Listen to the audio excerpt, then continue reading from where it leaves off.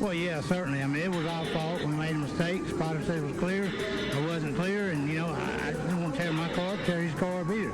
I respect everybody, and I demand respect. And, I apologized to the guy when he came over the car, explained to him what happened, and then he took it to another level when he started calling me an idiot and whatever else.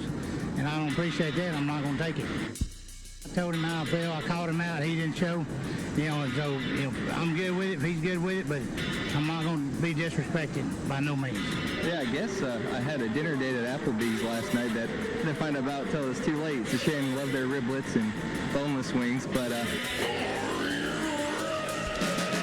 All right, folks, welcome back to Meet Me at Applebee's, your number one unrefined motorsports podcast. It's Brian here, as always, with Rob and Ashley. But this week, we have a guest from the Williams Grove, Pennsylvania area, my good friend Bobby Blaze, and we'll be talking a bit about why we have him on the show a little bit later. But, the clash just happened. Truelove made it back, survived, but it doesn't sound like she did. So how are we all doing this week, folks? I'm doing well, and Truelove, believe it or not, she is not here, but she did find a waitress at a Waffle House when she went to visit Parkersburg with her boyfriend, and sent her and her steed and over to you, whatever your name is. How you doing? I've been better.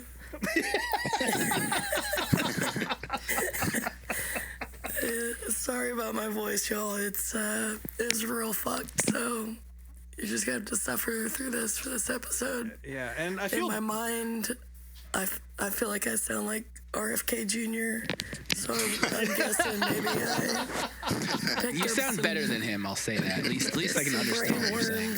At Bowman Gray. But yeah, at least... Actually, no, I was just going to say at least you got to yell for Chase, but you didn't have a voice then either. I would open my mouth and nothing would come out. So. What a bummer. Yeah. Well, how you doing, Bobby? Thanks for coming on. You living okay? I know you just got back from Tulsa not that long ago, just like me, and I don't know if you were in the same condition as I was, but how you doing? I'm doing good. I have fully recovered from the chili bowl cold. I didn't have a flu this year, so just a cold. just a chili bowl cold this year, so can't complain about that. So yeah, I appreciate you guys letting me be on this juncture, and I'm excited for my first ever podcast appearance. First timer, huh? Yes, sir. No, I've been invited, but I wanted to save it for you guys. Nice. Kind of, Well, you made the right choice. Well, as mentioned, I guess we'll start off with the clash because Truelove was there, and I know we were all watching at home. So, where to begin with this? Really? Yeah, when did you show up? I know you were there for both days, right? Oh, God.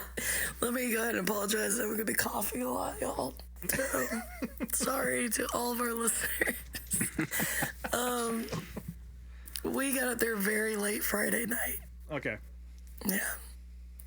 So, my boyfriend, bless his heart, this was like a late anniversary trip for us, so he took off work and had to fly from New Jersey, and then he had to deal with me being sick all weekend, so... Perfect. Yeah, bless him.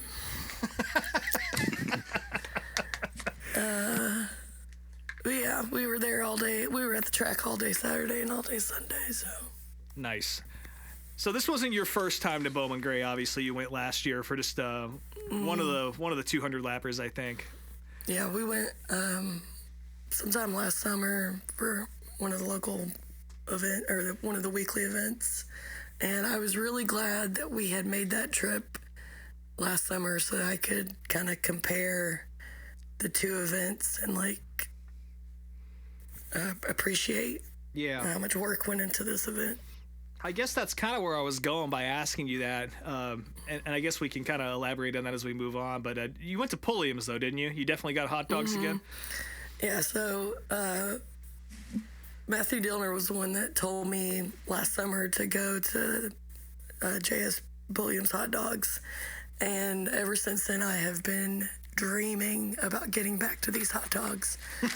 But the problem is they were going to be closed on Sunday, so we were going to have to go Saturday before we went to the track. So we got there at 10 a.m. right when they opened. I was like, Andy, do you want hot dogs for breakfast? because that's what we're doing. So got there at 10, went in, and it was so cute. All the little old guys that worked there were lined up behind the counter in their little aprons waiting to sell people breakfast hot dogs. That's awesome. And the guy immediately remembered us from last summer. He was so great. We talked to him for a bit and figured out that his son-in-law is Tim Brown. So. Oh, no shit. Yeah. It's not a small town, but definitely a small town. All right. In some ways. So, yeah, I got our hot dogs, and at that place you can't eat inside unless you want to stand up, so we went and ate in the truck. And while we were eating in the truck, a bunch of other race fans started pouring into the place, so it was good to see them getting some business. Yeah. And then they were on TV and stuff, too. They talked about that place quite a bit. Oh, did they? Oh, yeah. Yeah, I didn't watch any of the TV coverage. Yeah. But, yeah, as we were backing out of the parking lot, we almost backed into Mike Helton, who was pulling in to also get him some breakfast hot dogs. So yeah, that was that morning. Then we went.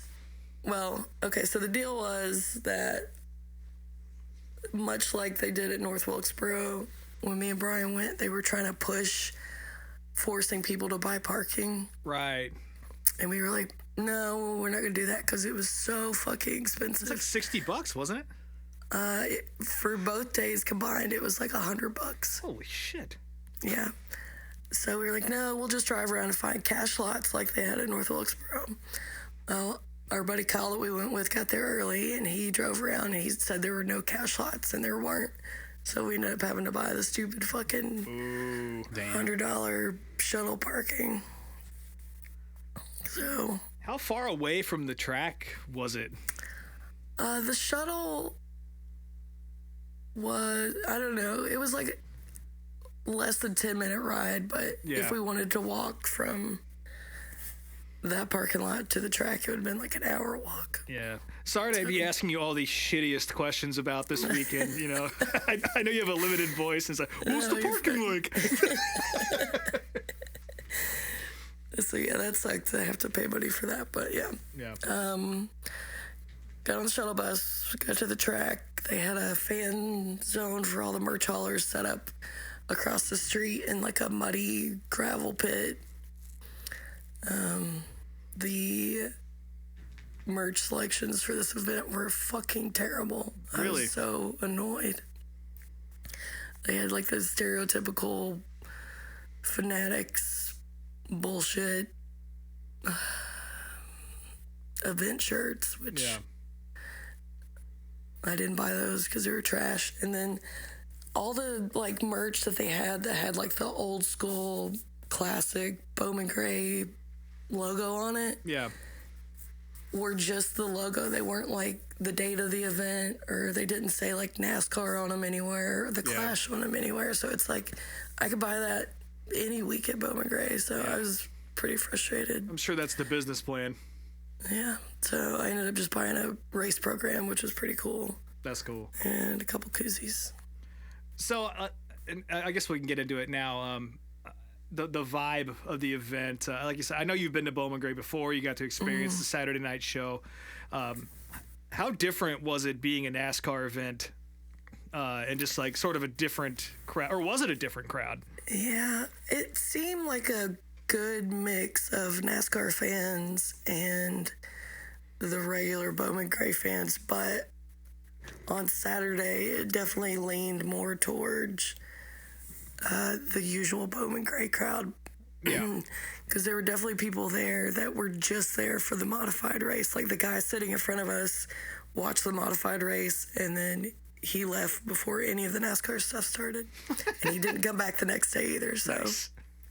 Yeah, the crowd during the modified race was bigger than it was later that night during the NASCAR heat races. No shit. Yeah. Which I guess kind of makes sense, seeing as how cold it was. You know, like as someone who now knows what it's like to sit at a race in 40-degree weather, it fucking sucks. And Yeah, I mean, it was cool to watch on TV because, I mean, I'm at home and just sitting on my couch, but sitting there for how long they were doing qualifying and practice and all other shit's Boy, that modified race was a shit show, huh? Yeah, oof. Yeah, the full fucking field invert, which is you do time trials and then they just completely flip the field. So the guy up front who ended up getting wrecked had no actual business being up there, and that was made evident very quickly. And he junked his race car. So. Yeah, I thought that modified race was more entertaining to watch than the one that I saw last summer. Really? I'll say that, yeah.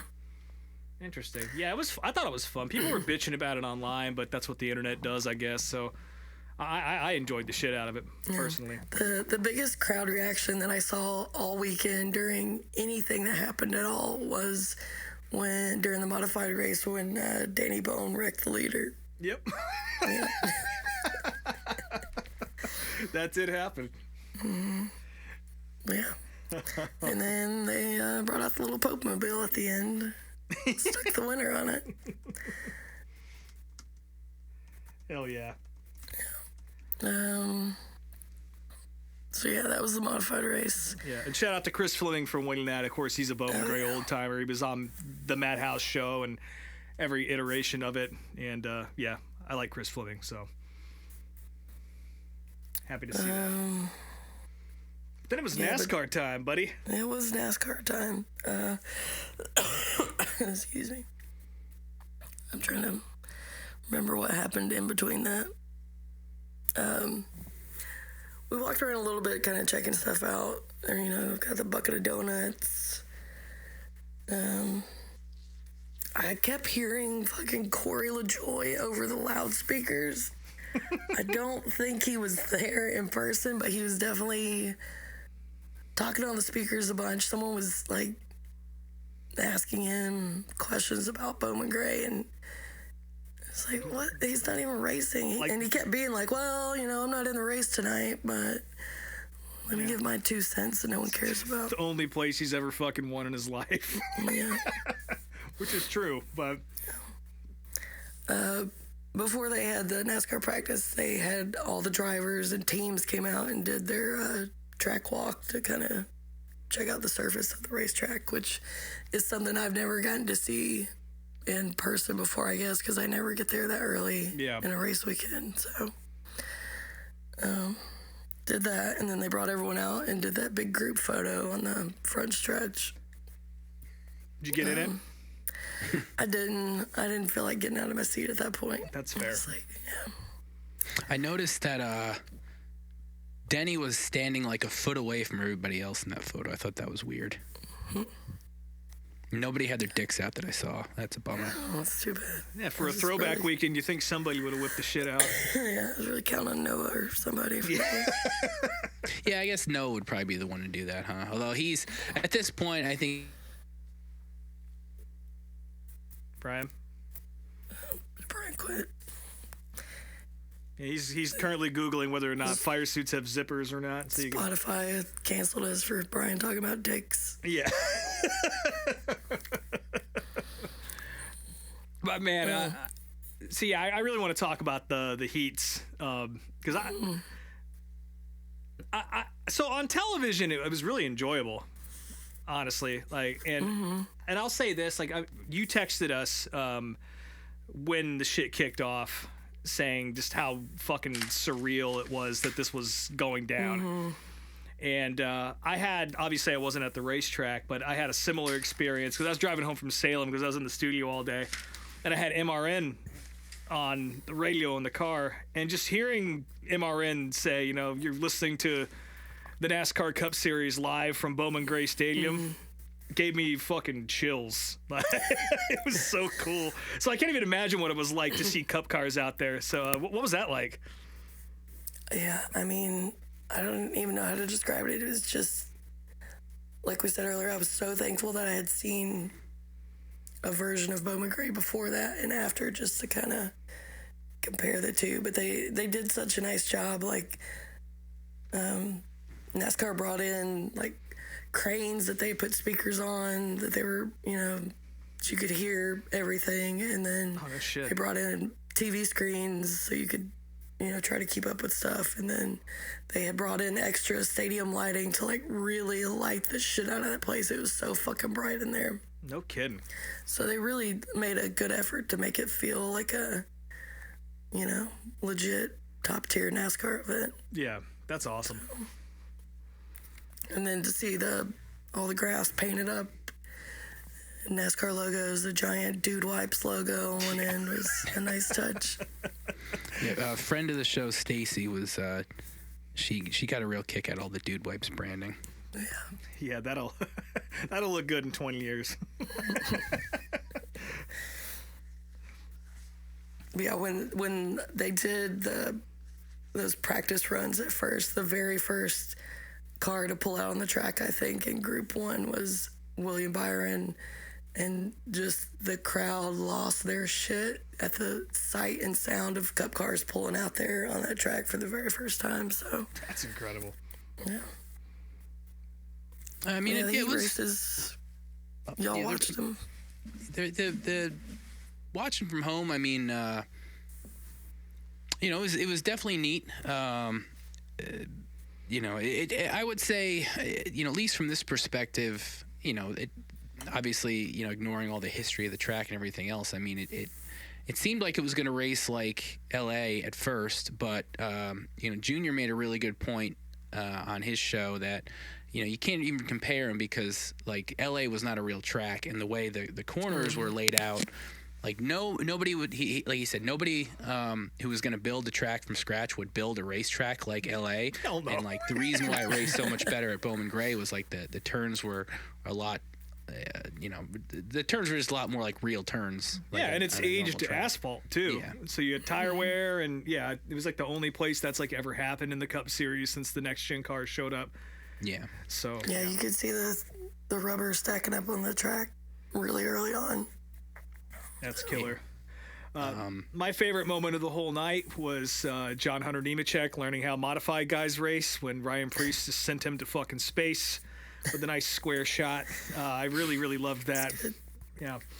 That's how it's done, and it's time to learn, buddy. So. Yeah, the first and the last races.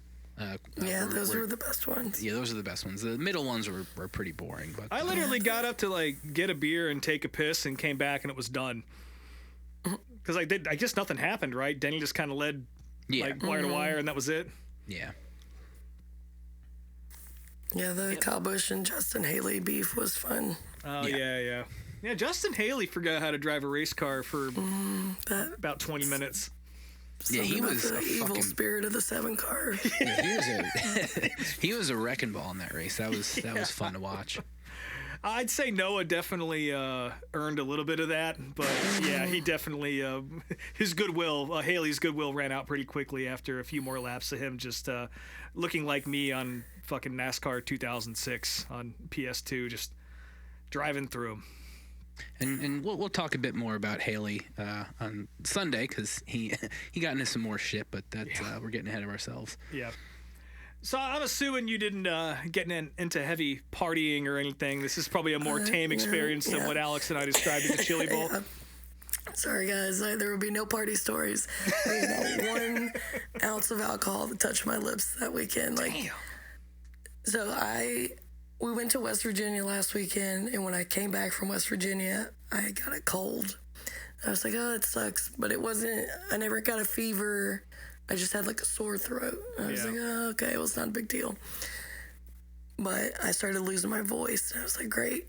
So then to go to a racetrack where you have to talk loud to talk to anyone in general, and then they had those speakers that were just blaring music 24/7, didn't matter what was going on, so you had to shout over that. And then being outside in the cold, my voice took a big nosedive. So by the end of the night, every night I was like, get me the fuck back to that hotel. But in order to do that, we had to go through shuttle bus hell, which was the biggest downfall of the entire weekend. Yeah.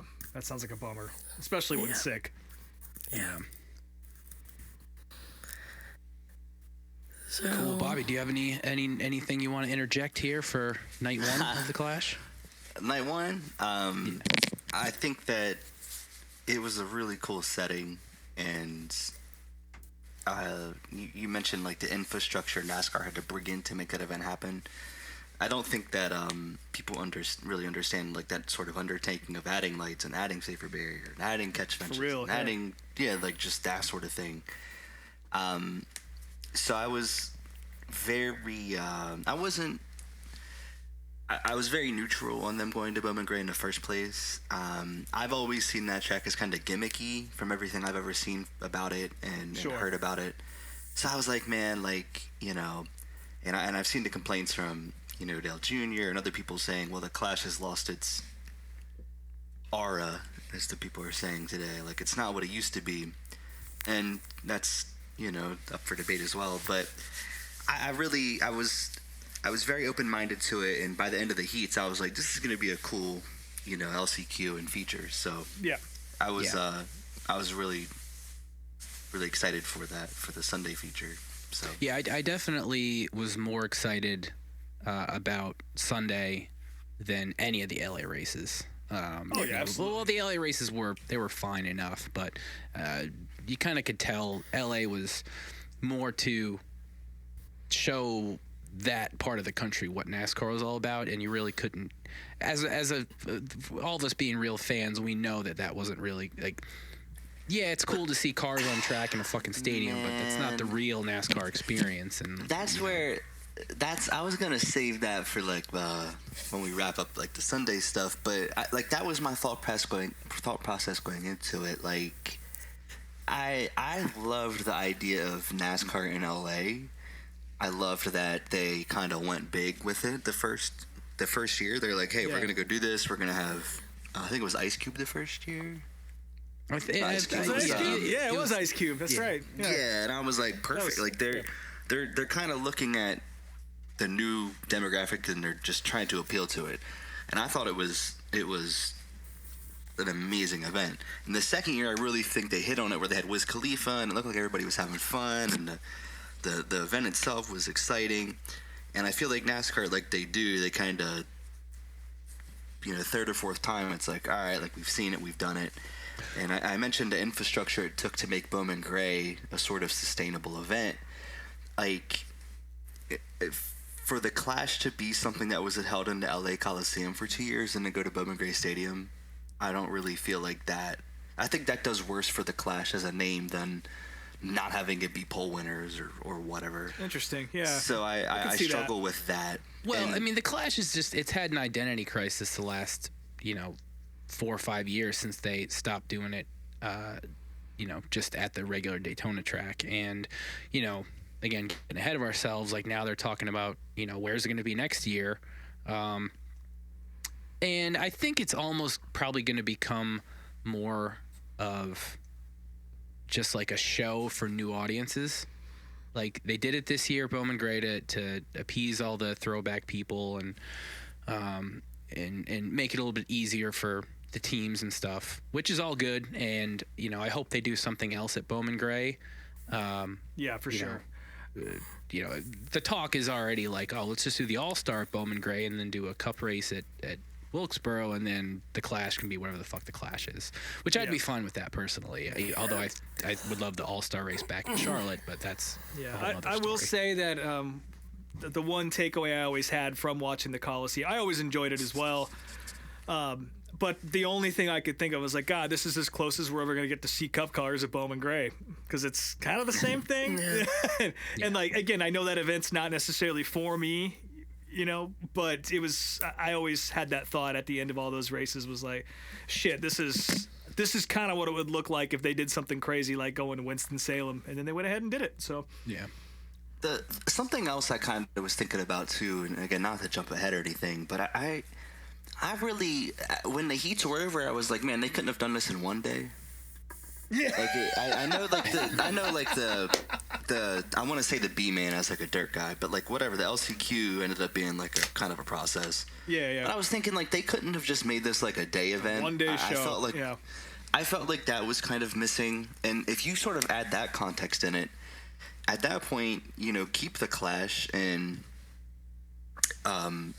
again, not to jump the gun or anything and give like unprompted opinions, but the 38 weeks a year is kind of ridiculous. I would cut it down to 28, but have a clash or something out of Bowman Gray, and then have like a rotating all-star race, and then have like another sort of exhibition event that's like a one-day event wherever, if it's in a stadium, it's in a stadium. They flew him to Japan several times, like they did. well, and they talk about weather a lot. Australia as well, Yeah, have a, when Pocono a few years ago, COVID year, 2021, they had the doubleheader weekend, and I think that was a grand slam. Like, I was there the first day, and there was more people at Pocono than I've ever seen in my life. Yeah. And I thought it was really well received. It was 2 races in one weekend. They had truck first day, Xfinity next day. And I don't really understand why they can't kind of have more doubleheader weekends and maybe have like an exhibition race sometime in the summer that's at a Bowman Gray or at a somebody mentioned Salem or a South Boston or whatever, like a NASCAR regionally owned track, kind of give them some infrastructure. Yeah, go in there, spend the money, have it be like a cool event, and I don't know. I feel like, again, it really was kind of a foundational piece for what NASCAR could do in the future. And if the Clash is having identity crisis, okay, change it into what you want it to be, not what it has been. So, and I feel like they did it with LA. And then to go to Bowman Gray, I was like, okay. So, not to jump the gun, but no.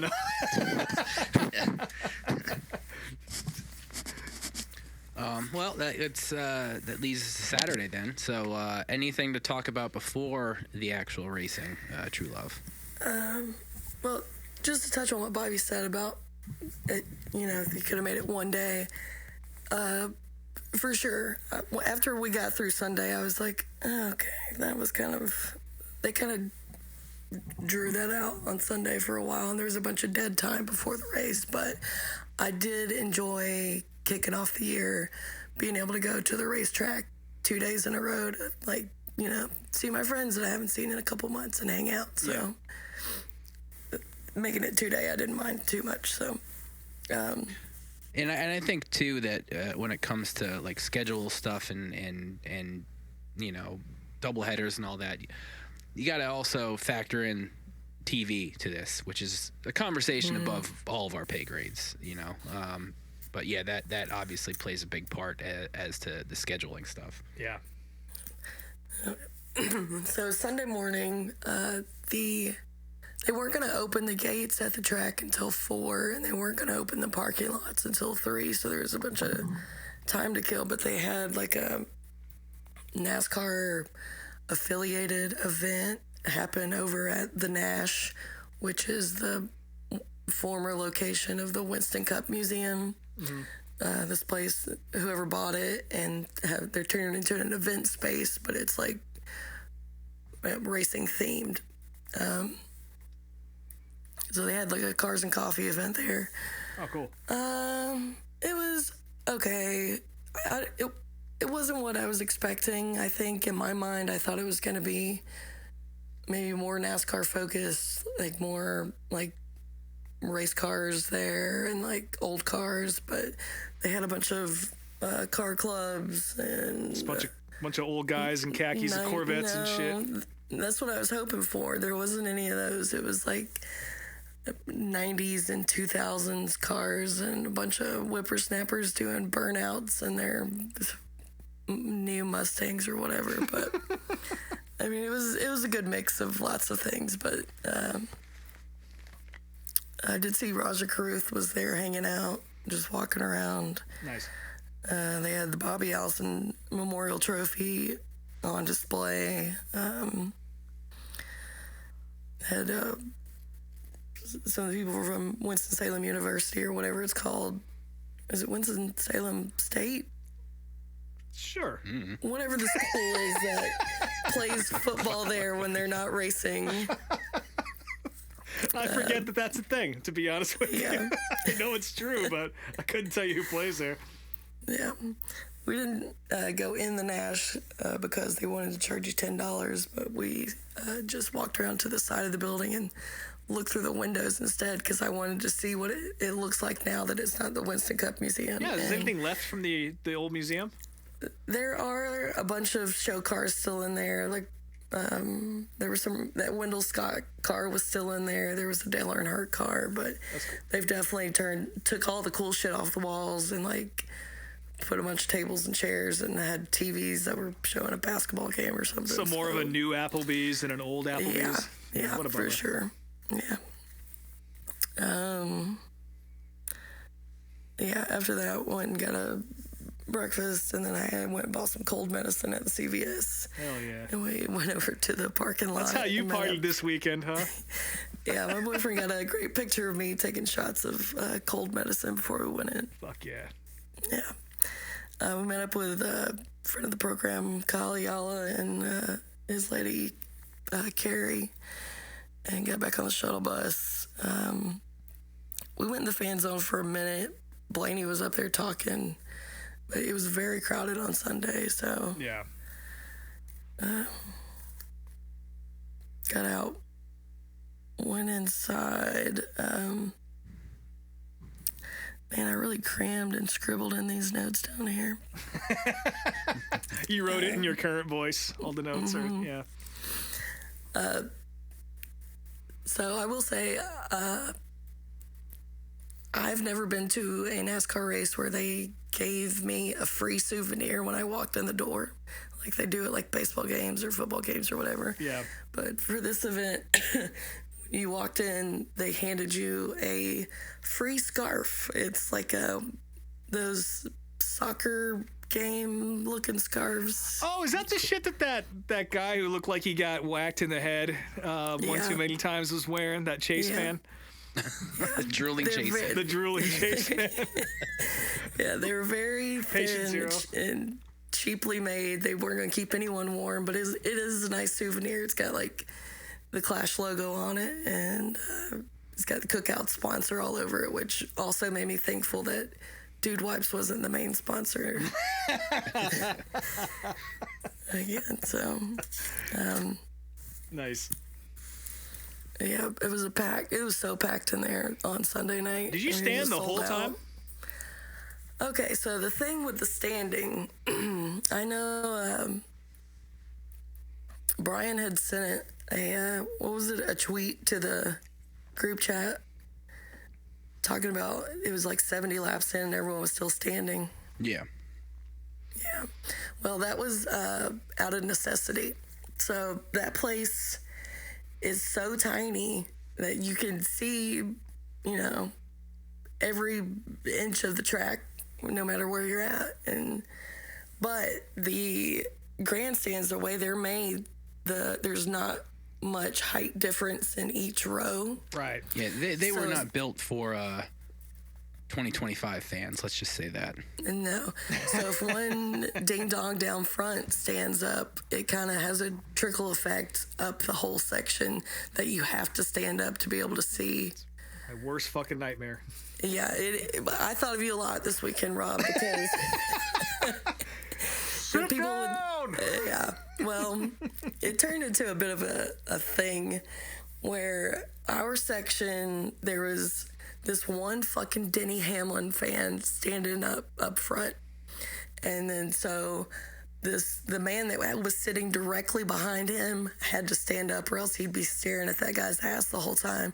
And that guy was a massive ogre giant of a man, which with him standing up led to the entire row behind him having to stand up to see, which was the row directly in front of us. So we had to stand up to be able to see, which after a while I was like, man, I'd really love to sit down right now, but I came to see this fucking race, and if I had to stand up to watch it, so be it. I'm gonna, watch this race. So we were standing up watching it for a while, and then all of a sudden, the row behind us, the man in the row behind us, aggressively hits all four of our backs like super hard, and we turn around and he's like all red in the face and like foaming at the mouth and screams, "Sit down." We're like, what the fuck, dude?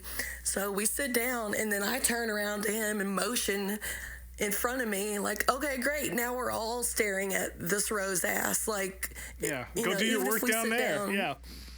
Yeah. So, that really fucking pissed me off because it's like, all right, great.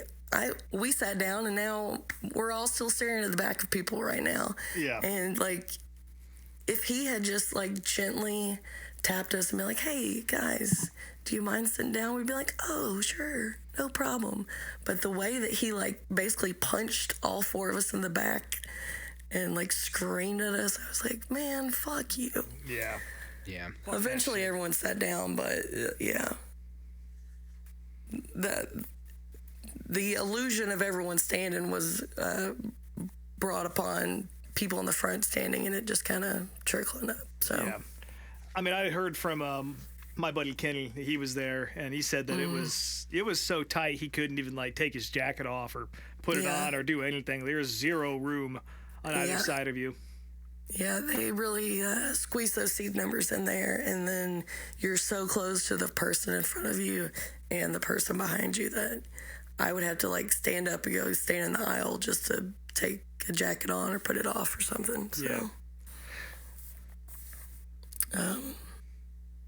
well, look good on TV at least. Yeah. Definitely nice to see a packed house. So. I mean, having that many people crammed in there definitely helped with like the body temperature for a bit. And then slowly as the race went on, people started leaving. And I don't know, to beat traffic, or they were just over it, or too cold or whatever. But the more bodies that left, the colder it got. And it ended up being the coldest race I've ever been to. Yeah, all the Carson Hocevar fans took off pretty early. Yeah. I saw some stuff about Larson fans leaving early. That makes sense. But yeah. Good riddance. We're not the smartest bunch. I would have stayed, though. The whole row that was in front of me were all Larson fans, and they left very early on into the main event. So Yeah, it's fucking I mean, stupid. between the standing and the cold, you're definitely not making me feel bad about missing this. I'll tell you that much.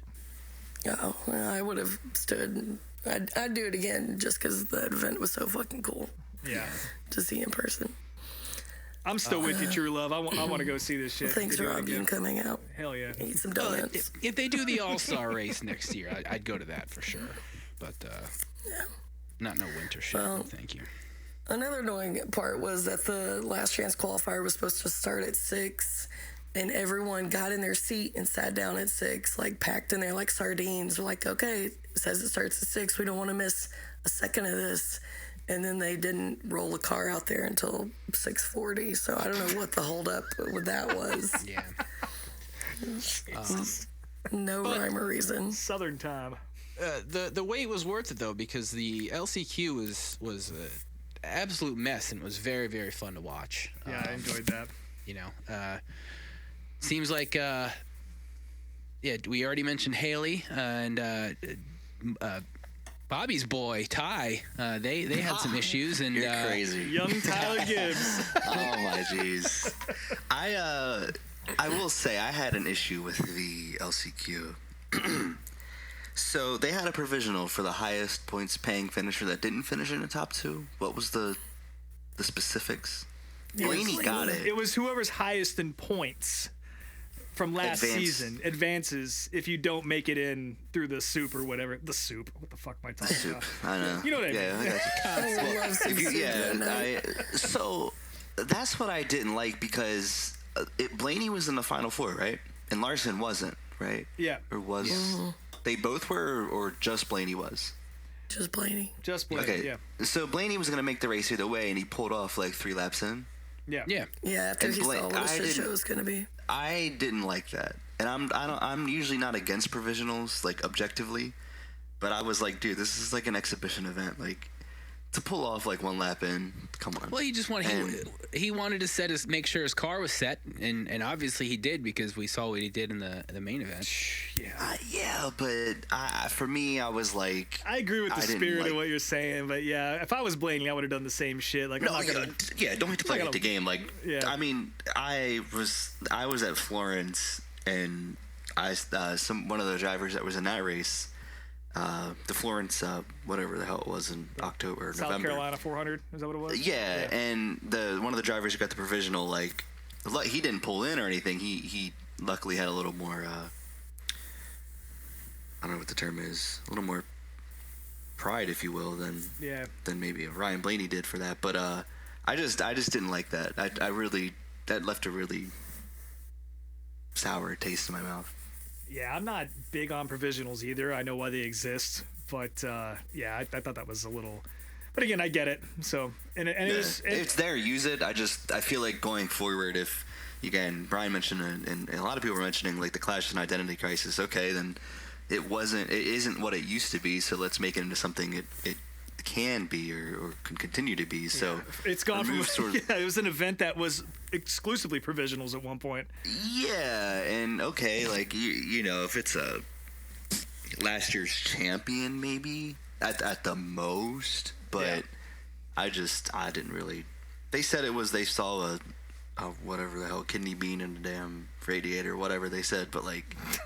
Really? Like, come on, dog. Like, we know what was going on. Yeah, for real. Yeah. Which is fine. Don't have to play the game. I just didn't really like that. Yeah. That was my only issue with the LCQ. And I don't claim anybody anymore. I want everybody to have fun. So, as you know, I like Ty. He does midget racing now and dirt racing, so that's a bonus point. But later in the show, I'll get to some of the people I like. Yeah. It's a long race, so I don't really want to ruin it yet. Yeah, when that happened, Dave Moody was calling the race at the track on the loudspeakers. And I didn't see Ty do his little retaliation, but I heard the crowd react.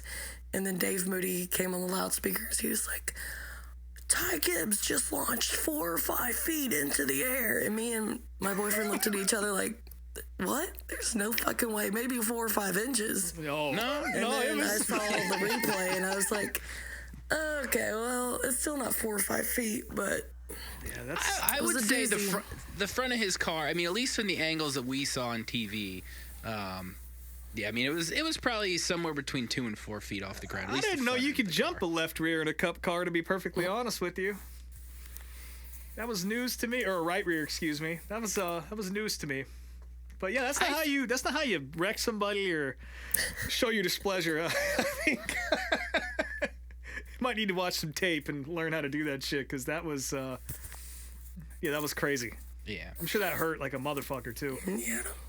Well, I really enjoyed watching Austin Dillon and Ty Dillon battle for Pop's love. Yeah, a little brotherly dick stepping on each other. Yeah, that the was... Bodine family feud is back in Dillon form now. I forgot about that. That was really entertaining, and I enjoyed every second of that. The whole fucking 75 laps was great, and you know it was cool watching Barry kind of push his way through up to the front. And I was definitely pulling for Eric Jones too, because he was racing his ass off too for a while. And he was trying real aggressive. You know, I figured Larson would win, which obviously he did. But I mean, he got a gimme, that's for sure. Yeah, nobody in that field came out unscathed, and you know even the first 2 cars were all kind of fucked up. You know. So yeah, Larson was really enjoying driving on the fucking drains, like it was a fucking dirt track or something, and it's like, bro, stop doing that shit, please. But yeah. So yeah, I didn't see how the Stenhouse and Burt Myers incident was portrayed on TV, but on TV it looked like shit because they didn't have a good angle of it, and even when they showed Burt what happened, the clip they showed him, you couldn't fucking tell. Yeah, Meanwhile, Clint Boyer was on TV just like, oh, he just turned Burt Myers, you know, which is not what happened at all. Like, sorry, Burt. Like, once another clip made it to Twitter, it was very clear that Burt like came down and tried to clear himself or clear something. By who gives a fuck? Like, he wrecked the shit out of himself. So he wrecked he hit the wall pretty hard. He hit it right in front of us, but they kept again over the loudspeakers. Dave Moody and whoever were like, "Oh my God, the crowd is losing its mind!" Like booing Stenhouse, and they're very upset over Burt Myers. And I was looking Which around, I on, was like, on TV no, you couldn't they're tell not. because they didn't really have the crowd mic'd. Yeah. Well, I was sitting in it, and they didn't really care that much. They were like, "Oh, okay." Yeah, all the Burt Myers fans were already at home and in bed at that point, I think. Yeah. Yeah.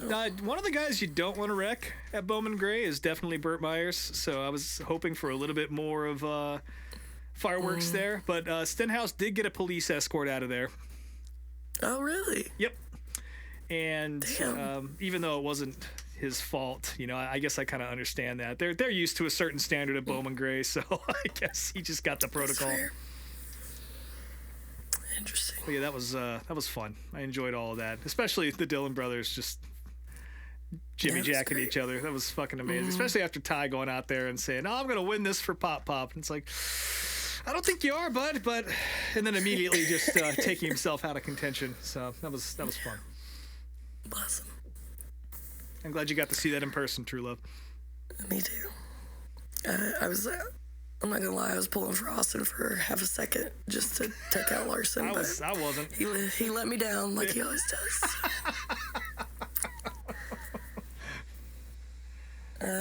So after that, I guess I asked y'all, and they didn't show any of the driver intro stuff on No. the broadcast. Apparently, it was amazing.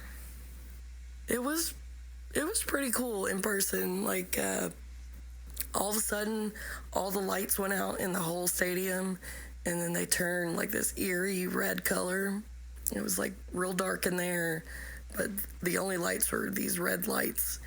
And then they had each driver with their team push their car out past the start-finish line, and then they would push it all the way around the track to the backstretch, past the crowd. So that was cool.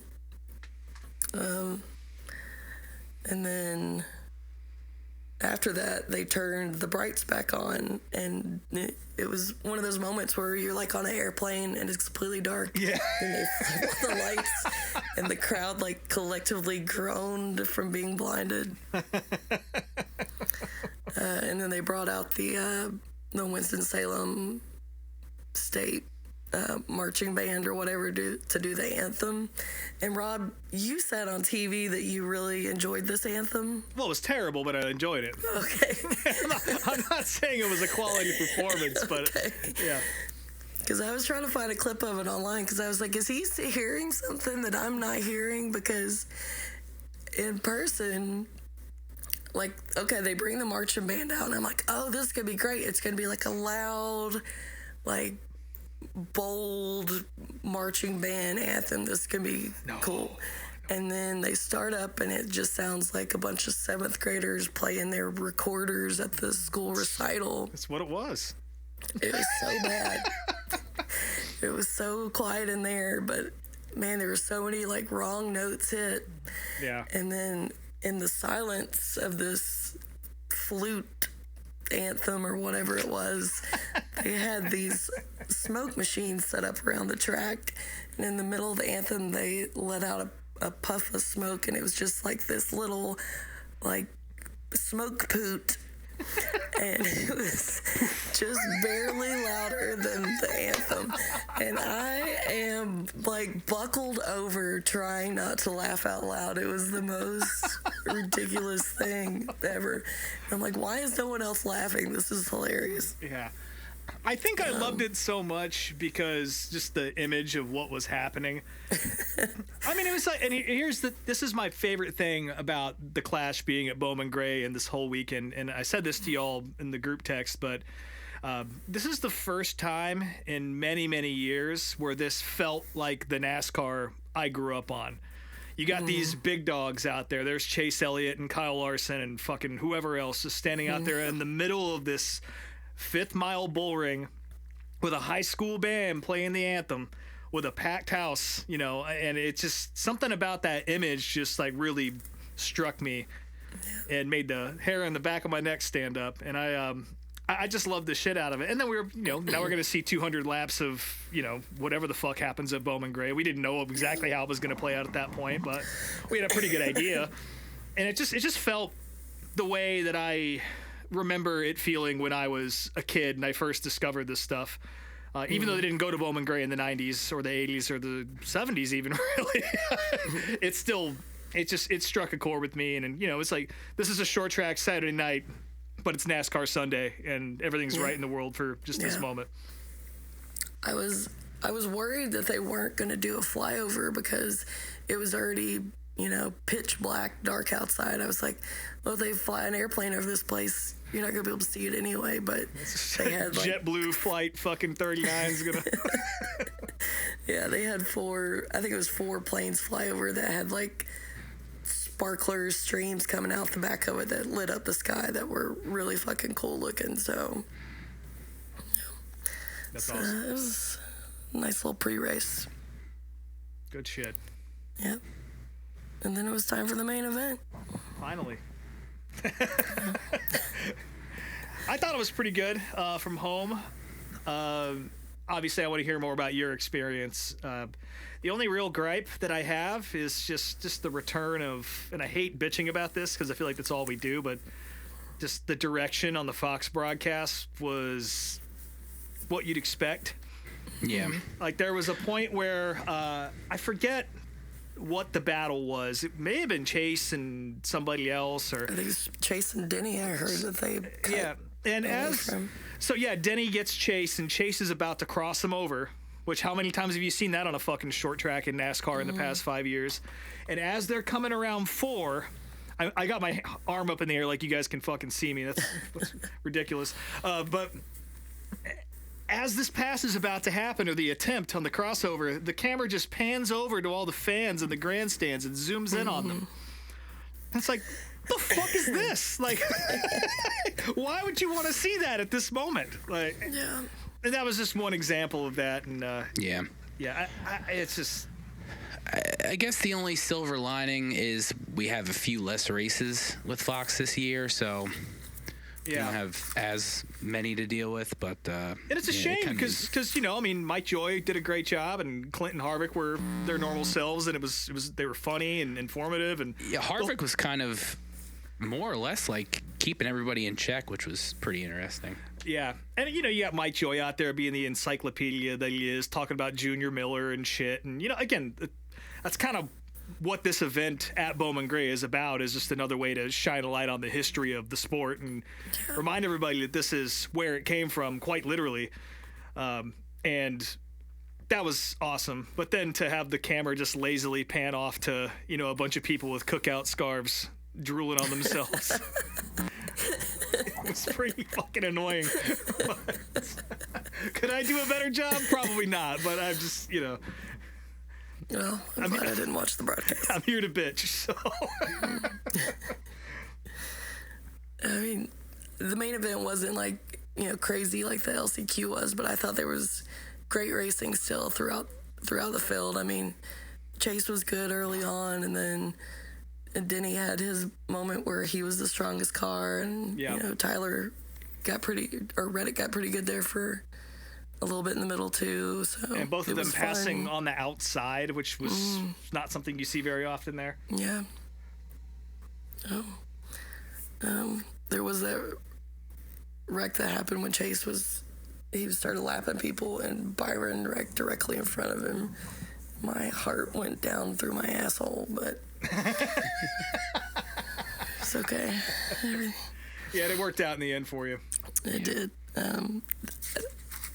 The race was 200 laps, and then at the 100 lap mark, they had a break so that they could go take the cars back to the pits or whatever.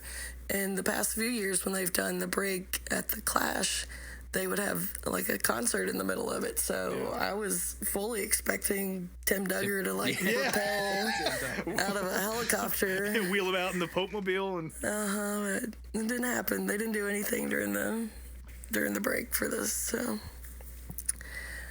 I'm not that upset about it though. Yeah. Larson wrecked a few times right in front of me too, so I appreciated that. He tore his shit up pretty early on. Yeah. I don't think they really got that fixed from the B main. One of the biggest crowd reactions of the night was when Chase bumped Hamlin out of the way to pass him. Yeah, that was that makes sense. That was a good move. Yeah, it was fun too watching Blaney come up from. Well, he started last, didn't he? Yeah, he dead worked his way last. up to second. I started having flashbacks of being at Martinsville last fall. I was like, not again, not fucking again. I gotta say, I'm so impressed with both of those dudes. Again, I'm not a Chase Elliott fan at all, but I have to give him praise for this. Not a scratch on that car. And Blaney coming all the way, or at least not that I saw anyway, and Blaney coming all the way from the back at Bowman fucking Gray. Not a scratch on that car either. So that was super impressive. Yeah, he did a great burnout too after the race and slung it into the grass. My buddy Jeremy works at Hendrick now, and he's been helping tear down that car this week. And he said that the car was perfectly fine until he slung it through the grass and fucked up some shit underneath it. Ripped the diffuser off. Yeah. Well, I mean, that was fun for me. Getting to see my favorite driver win to kick off the season. Yeah, Broke Kyle the curse of that white Napa paint scheme. That's true.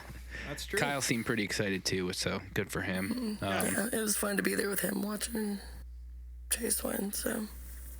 Yeah, I mean, it was a good time. I mean, I didn't expect it to be bad. I didn't expect it to be substantially better than LA, so that was a nice surprise. But yeah, it was good. I mean, I hope they do it again.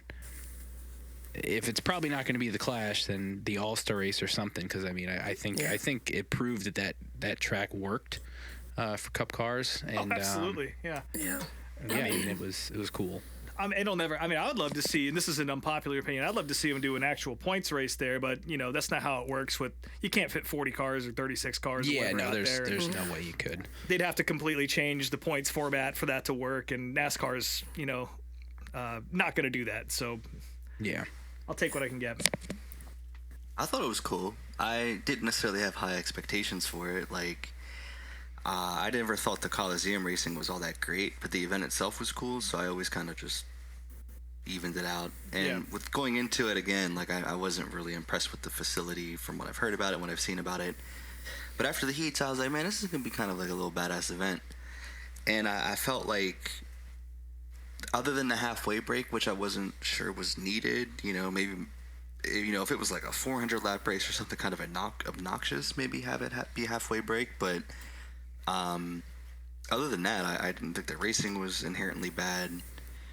I don't know about the coverage, but from what I saw, it didn't seem like it was bad racing. And the biggest thing for me, though, that I think a lot of people took away from it is that it was like the most energy I've seen in a NASCAR race. Yeah. And it probably rivals any race I've ever been to, like NASCAR wise. Yeah. And I was there. I wasn't there. I was watching it. Right. And I thought that was really cool. When it was palpable. Yeah, you could feel it through the TV. Yeah. When Ricky got into was it Tim? Burt Myers. Yeah. When Ricky got into Burt, or however that situation happened, you could see the fans you could see them individually, and I thought that was kind of crazy. I don't know. I was that was kind of taken back. I was like, this is kind of really old school. It seemed like so. Yeah. Well, the driver said you could actually see the fans. I guess there was somebody with somebody shirtless with Christopher Bell's number painted on the bell. I was like, yeah, I saw that guy. Which is pretty cool. Yeah, Yeah, and you I really think are right on top of the track there. yeah, and I think that's kind of to an extent what NASCAR is missing. 100%, man. Yeah, I'm not, again, I love the idea of going to the Coliseum, and if you're going to take that idea and take it to insert any stadium, whatever, perfect. But I do think NASCAR deserves that sort of event where it is a 17,000 people event and everybody's smashed in there, and it's for the quote unquote real fans. Yeah, you can't lose touch of that, and I feel like that event kind of established okay, we can have these events, and we can have a Coliseum event, and we can go to North Wilkesboro, and with Rockingham, depending how all that goes, what that could turn into, and so I think that this really helps NASCAR in the long run. Yeah, I mean, I think what you just said is really important. Just that feeling. I don't care what the venue is, as long as you can transport that aura and that feeling amongst the crowd that translates even into the broadcast. I don't know how the hell you do that. But I mean, we were talking about this last week when we did the Chili Bowl episode, sitting up in the Rowdies, like I've never been to a race that feels like that. You know what I mean? I was going to bring up the Chili Bowl, but I didn't know if we were going to get to that later. But like, I've had and I use the term privilege, like genuine, like I've had the privilege to go to so many incredible events in the last 2 years alone. Yeah. Like Daytona 500, Knoxville Nationals, Four Crown, Kings Royal, you name it. Indy 500, Brickyard 400. Like I've had extremely Bristol Night Race, Coke 600. Like I've had extremely privileged opportunities. That's quite the cross section too. Yeah, and I feel like before the show started, I kind of gave an opinion. I don't know if I want to share it to the Wing community, my beloved, but I thought we were airing it out tonight. Sorry, now if you want. But no, I just to touch on like the idea of an energy in an event. There was a moment at the Chili Bowl this year where I always try to kind of absorb it at some point, because I do media stuff, right? So I have a different sort of perspective and a different role than a fan. Right. And I remember so specifically, right before the feature, I was working with some people, and the last person I got to was right in the middle of turn 1 and 2. And this is about when everybody was waving them to get off the track so they can get to push ATVs or whatever the hell you want to call them for the Chili Bowl. Yeah. And the Rowdies are blaring the damn horns, and they had the air siren, then they had like the regular police siren, then they had the 2 truck horns, and like it was like a unison, just insane sort of palpable energy that I just was like, I've never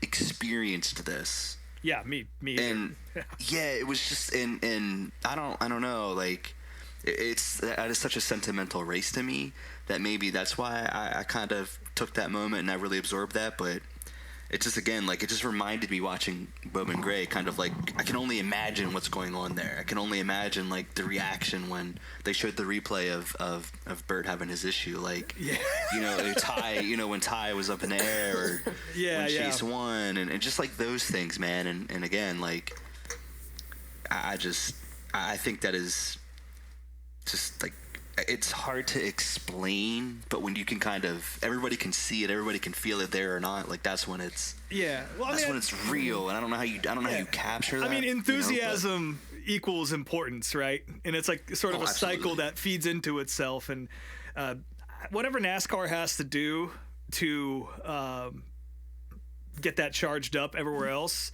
they really need to do that, because it's not like that at Loudon. I can tell you that. And it's not like that at other races I've been to on the Cup Series.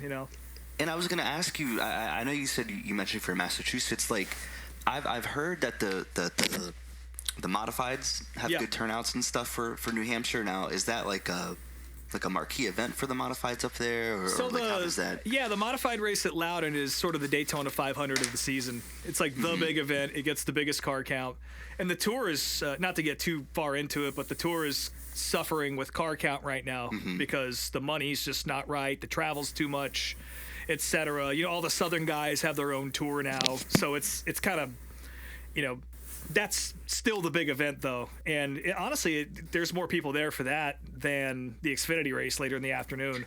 Yeah, but what I mean is, like, is the passion for that and that sort of crowd that's there and interested in that, does that kind of does that equate?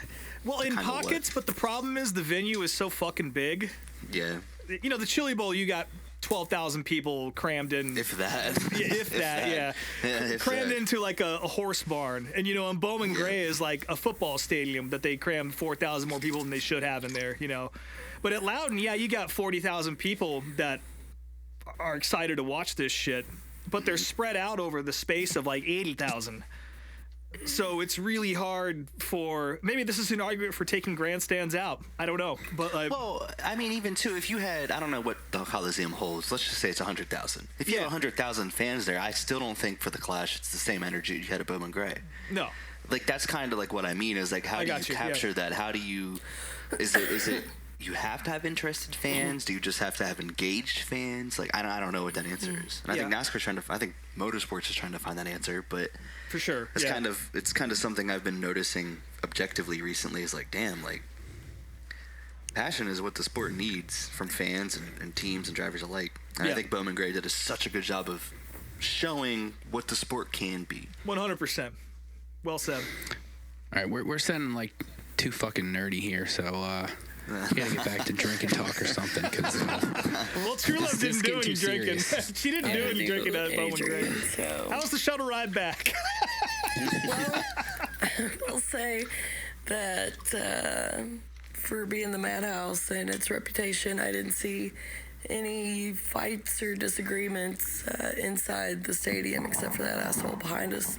Yeah. Until it was time to get back on the shuttle buses, and then I saw several altercations of people fighting to get on these buses. Oh, hell yeah. They were so disorganized that is it Japan that has the trains or whatever where they push you on? Yeah, it's Japan. Yeah. It was every man for themselves. They didn't have any. They had one lady working who was supposed to be in charge of getting people on the bus, but there was no lines, no organization. It was just everyone trying to shove their way onto whatever bus pulled up. And so definitely saw some tired, cold, drunk men fighting to get on these buses and yelling, "You shoved my wife." "No, I didn't." So that was the worst part of the whole experience. So if they do this, if NASCAR goes back to Bowman Gray, which I really hope they do, because I would love to go back. A tip for anyone that wants to go, buy the on-site parking that they have the day that it goes on sale, because the very small on-site parking lot that they had there, those people were cleared out long before we ever saw the inside of a shuttle bus. So, good advice. Yeah. That was Brian. Bowman Gray.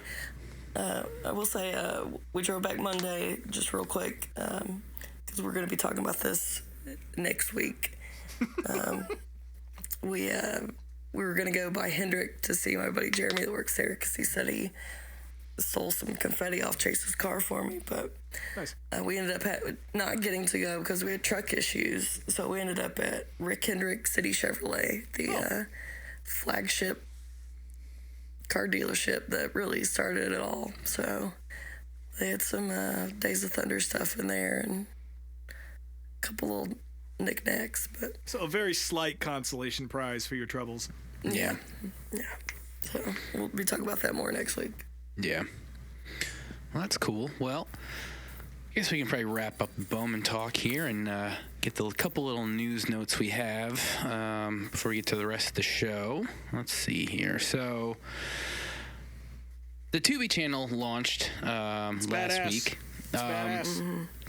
It's cool. I mean, I had it on a couple days, just kind of in the background, just seeing what they had, and they were mainly just showing old clashes. And it seemed like they just kept repeating, I guess there was like a 6-hour block they repeated, because it was like the 79 Clash and then maybe the 85 Clash. And what I thought was interesting was kind of like, I'm assuming it's the same server or whatever as the NASCAR Classics stuff that they have, but I think one of them was like the 85 was like a satellite feed that they must have taken off YouTube, because I remember at one point turning it on and I could hear like just Ken Squire just saying nonsense, like nothing was going on in the track. So I thought that was interesting. I didn't really play around much on Tubi to see what other stuff was on there, but it's not really something that's for me necessarily, just because like I'm such a nerd and I'm on YouTube and VHS tapes and all this other shit all the time. So I pretty much get my fill of old NASCAR content on my own. But I mean, at the same time, like for those of us who aren't that inspired to go and look for stuff themselves, like it's a great resource, and you know, it's just another place for NASCAR to be seen. So, and it's free, so I mean, nobody can bitch about it. There was a point on Saturday before the modified race where I had it up on my phone in the studio, and then me and Kyle Armstrong and Kenny and James Honeycutt were all texting about the Clash, that whatever was on Tubi, you know, like we were watching a race together. We all knew what was going to happen, but it was like, well, Kale got him, didn't he? You know, it was fun. I mean, it's very similar to the NHRA channel that's on, I don't know if it's on Tubi or Pluto or one of those, or if you have a Samsung TV, there's like their own fucking streaming option on there. There's a few motorsports ones, NHRA. Racing America used to have one that was kind of similar.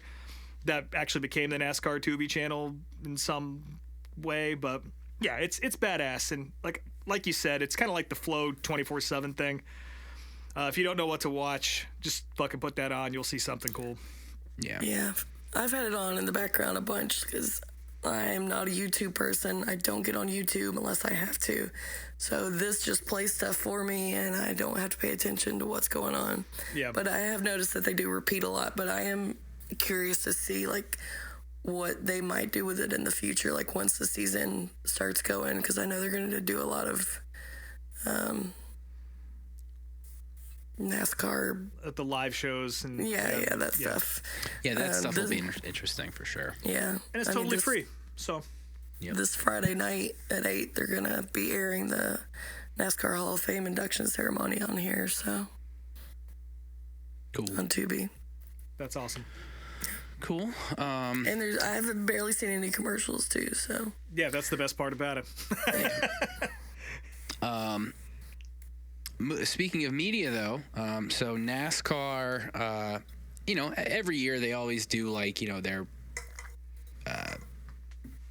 press photos and that type of deal, and it was released. Corey LaJoie's press photo was taken with his fucking eyes closed. They caught him mid-complaint. and it's just they made my whole day. Chef's kiss. I sent it like, to everyone in my text messages. It's pretty funny. Yeah, I don't know how much you actually listen to the show, Bobby, but we all hate Corey LaJoie here, and you know, so if you have any Corey LaJoie hate to get out, I just hope everyone has fun, and I wish him the best of luck. So. Well, listen. You're, I guess technically you're a NASCAR employee, sort of. So it's fine. It's fine. We are not. We're not getting our fucking monogram polos anytime soon. So yeah. There's also a Kyle Busch photo that came out this week that Brian really loved.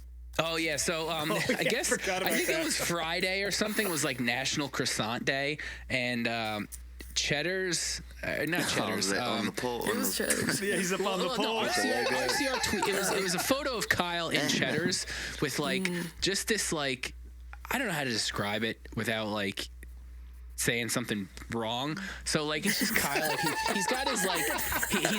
he's got his like face like pointed up in this funny smile, and his one leg is kicked out, and it's like, who's celebrating National Croissant Day? And RCR tweeted that, but then like immediately deleted it, and thankfully like it stayed on my phone because it's just it's a great photo. Not exactly on brand.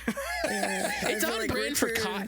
It's on brand for Kyle a little bit though, because Kyle is so him and Samantha are so fucking weird on TikTok and Twitter and stuff. So it's on brand for him. Maybe not so much for Pop Pop. I think Pop Pop saw that shit and he's like, delete that now.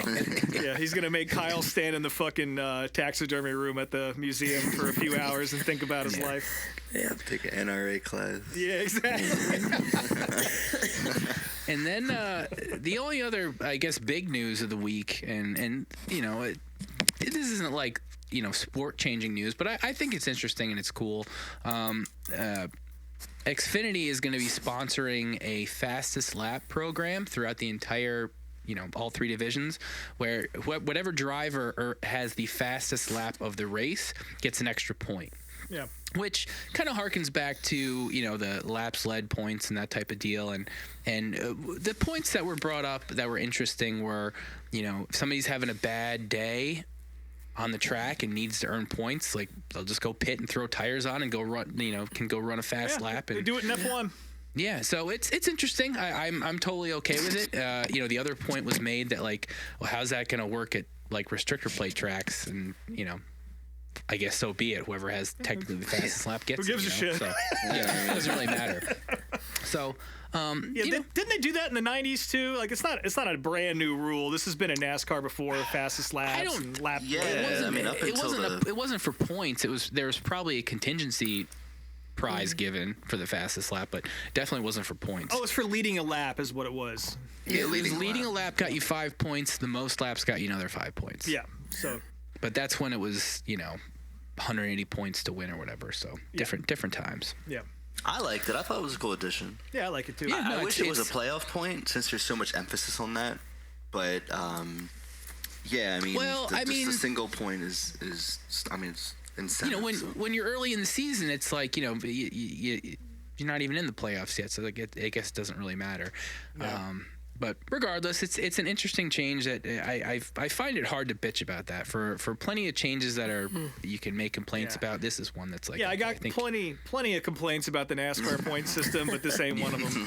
I like this. So. Yeah. Also, Xfinity is not going to be sponsoring the Xfinity Series going forward, so it'll be the blank series or whoever the fuck comes in. Well, they're still going to be involved in NASCAR. Like they're going to up their sponsorship in the Cup Series, which I thought was interesting. But presenting partner. They're no longer going to be a title sponsor. And of course, everybody's like, Busch, this is your chance. And who knows? It'd be cool. It'd be really cool if Busch came back. I mean, they got Craftsman back. Which the funny thing for those who don't pay attention to this type of stuff, like Craftsman in the 90s was part of Sears, and Sears is gone now. I don't even know who the fuck owns the Craftsman trademark anymore, but the fact that they still came back. Some Chinese company. Cool. Yeah, who the hell knows? I'm serious. That's not a joke. Well. So yeah, that's pretty much the news of the week. But Rob, you get to do the DARF because I know this pissed you off more than all of us. Yeah, I had one picked out and everything, and I don't even remember what it was anymore because Brian sent this over yesterday, and he's like, "Rob, enjoy." And it's in relation to the Joe Gibbs Xfinity announcement or Busch Grand National announcement, in 2026 of Justin Bonsignor, of course, 4-time modified tour champion, good dude. And all-around badass. He, for those of you who might not remember, he ran at Loudon last year in the Xfinity Series and was actually pretty sporty. But he got spun by Riley Herbst, I think. And he ended up finishing like 18th, but impressed a lot of people and enough to get him a pretty decent chunk of races. He's running, I think it's 8 races throughout the year. Not New Hampshire, unfortunately, because the Xfinity Series isn't going there. Hopefully you'll find a truck ride for that because it's always fun to see the modified guys dabble. But I believe this was on the actual JGR announcement on Twitter, and local jackass Jordan J Bridges _45 says, "Some hillbilly over Ryan Truex is criminal." And that was hard to read for me because. No offense to Ryan Truex, I think he's a great driver, but I think Justin Bonsignor has done more than enough to prove his worth in an Xfinity car. And the only thing I have local pride for being in New England is modified racing. And this is where Preece got his start, was running a light schedule at JGR, and that's what kind of blew him up and got him into the Cup Series. And I think Justin's equally as talented and has a lot to offer. And to just call him some fucking hillbilly when when him and Ryan and the Truexes all race at the same places in the same cars for a long time is just the most ignorant shit you could possibly. Well, not the most ignorant, I guess, in this world, but it's up there. So, God. I don't usually sentence death on people for these comments like Brian does, but I'm going to go ahead and defer to Judge Brian here this week to offer our sentence for our DARF of the week. Is it death? Is it waterboarding? Make him wait in line for the shuttle at Bowman Gray. There it is. Yeah, you'll have to wait in line in your Ryan Truex t-shirt. Mm-hmm. Yeah, I like Ryan Truex, and I hope he gets some more starts. It was cool seeing him at Gibbs, but yeah, come on. Hillbilly. What fucker's from Connecticut. like name, it. Yeah, I wonder if that last name says hillbilly at all. Doesn't it mean brother in French? Like, what a dumbass. But yeah, Justin Baginor coming to an Xfinity Series race near you, including next week when they go to Daytona. So that'll be exciting to watch. Nice. And he doesn't have to run ARCA this year because he did it last year. So thank God.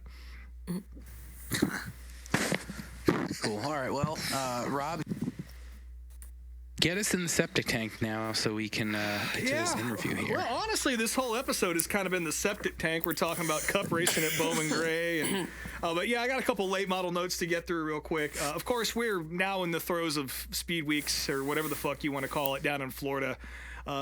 Every goddamn B-mod in the U.S. is down there. The World of Outlaws, Super Dirt Late Models, which is my... or Dirt Super Late Models, excuse me. I always fuck that up, even though I love those cars. Hey, big blocks are down running too, so. The big blocks are there. Yeah, they ran tonight. Stuart Friesen just picked up a win at Ocala, so that was good for him. No surprises there. Hope you picked him up in Dirt Draft. But the Lucas Oil Series kicked off their season at All-Tech. Ricky Thornton Jr. picked up a couple of big wins on the first two nights.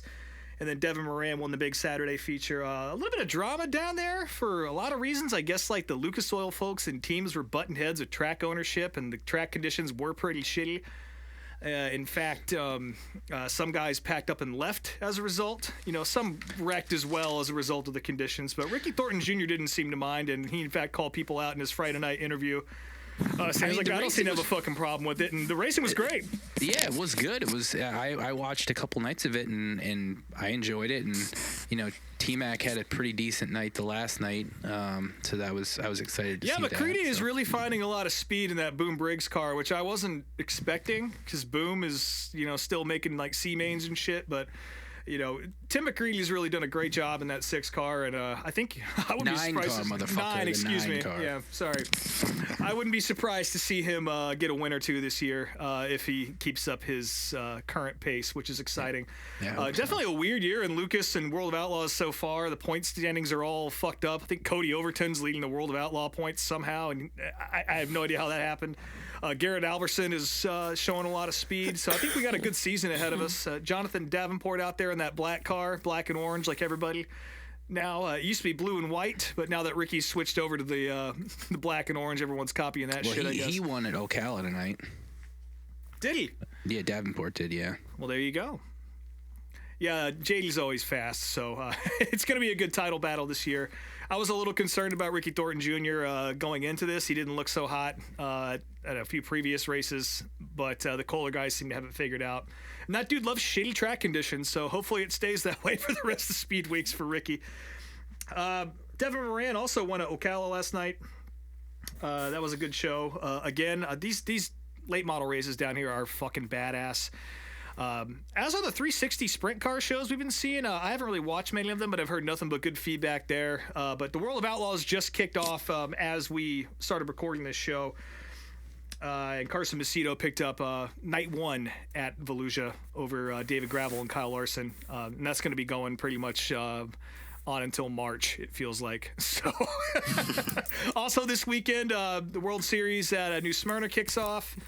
And High Limit's going to be running. There's all sorts of shit going on. So if you got Flow Racing, Dirt Vision, all that shit, you've got plenty to watch pretty much every single night up until the Daytona 500. So I recommend tuning in and doing that. And now I guess we're going to turn it over to our friend Bobby here.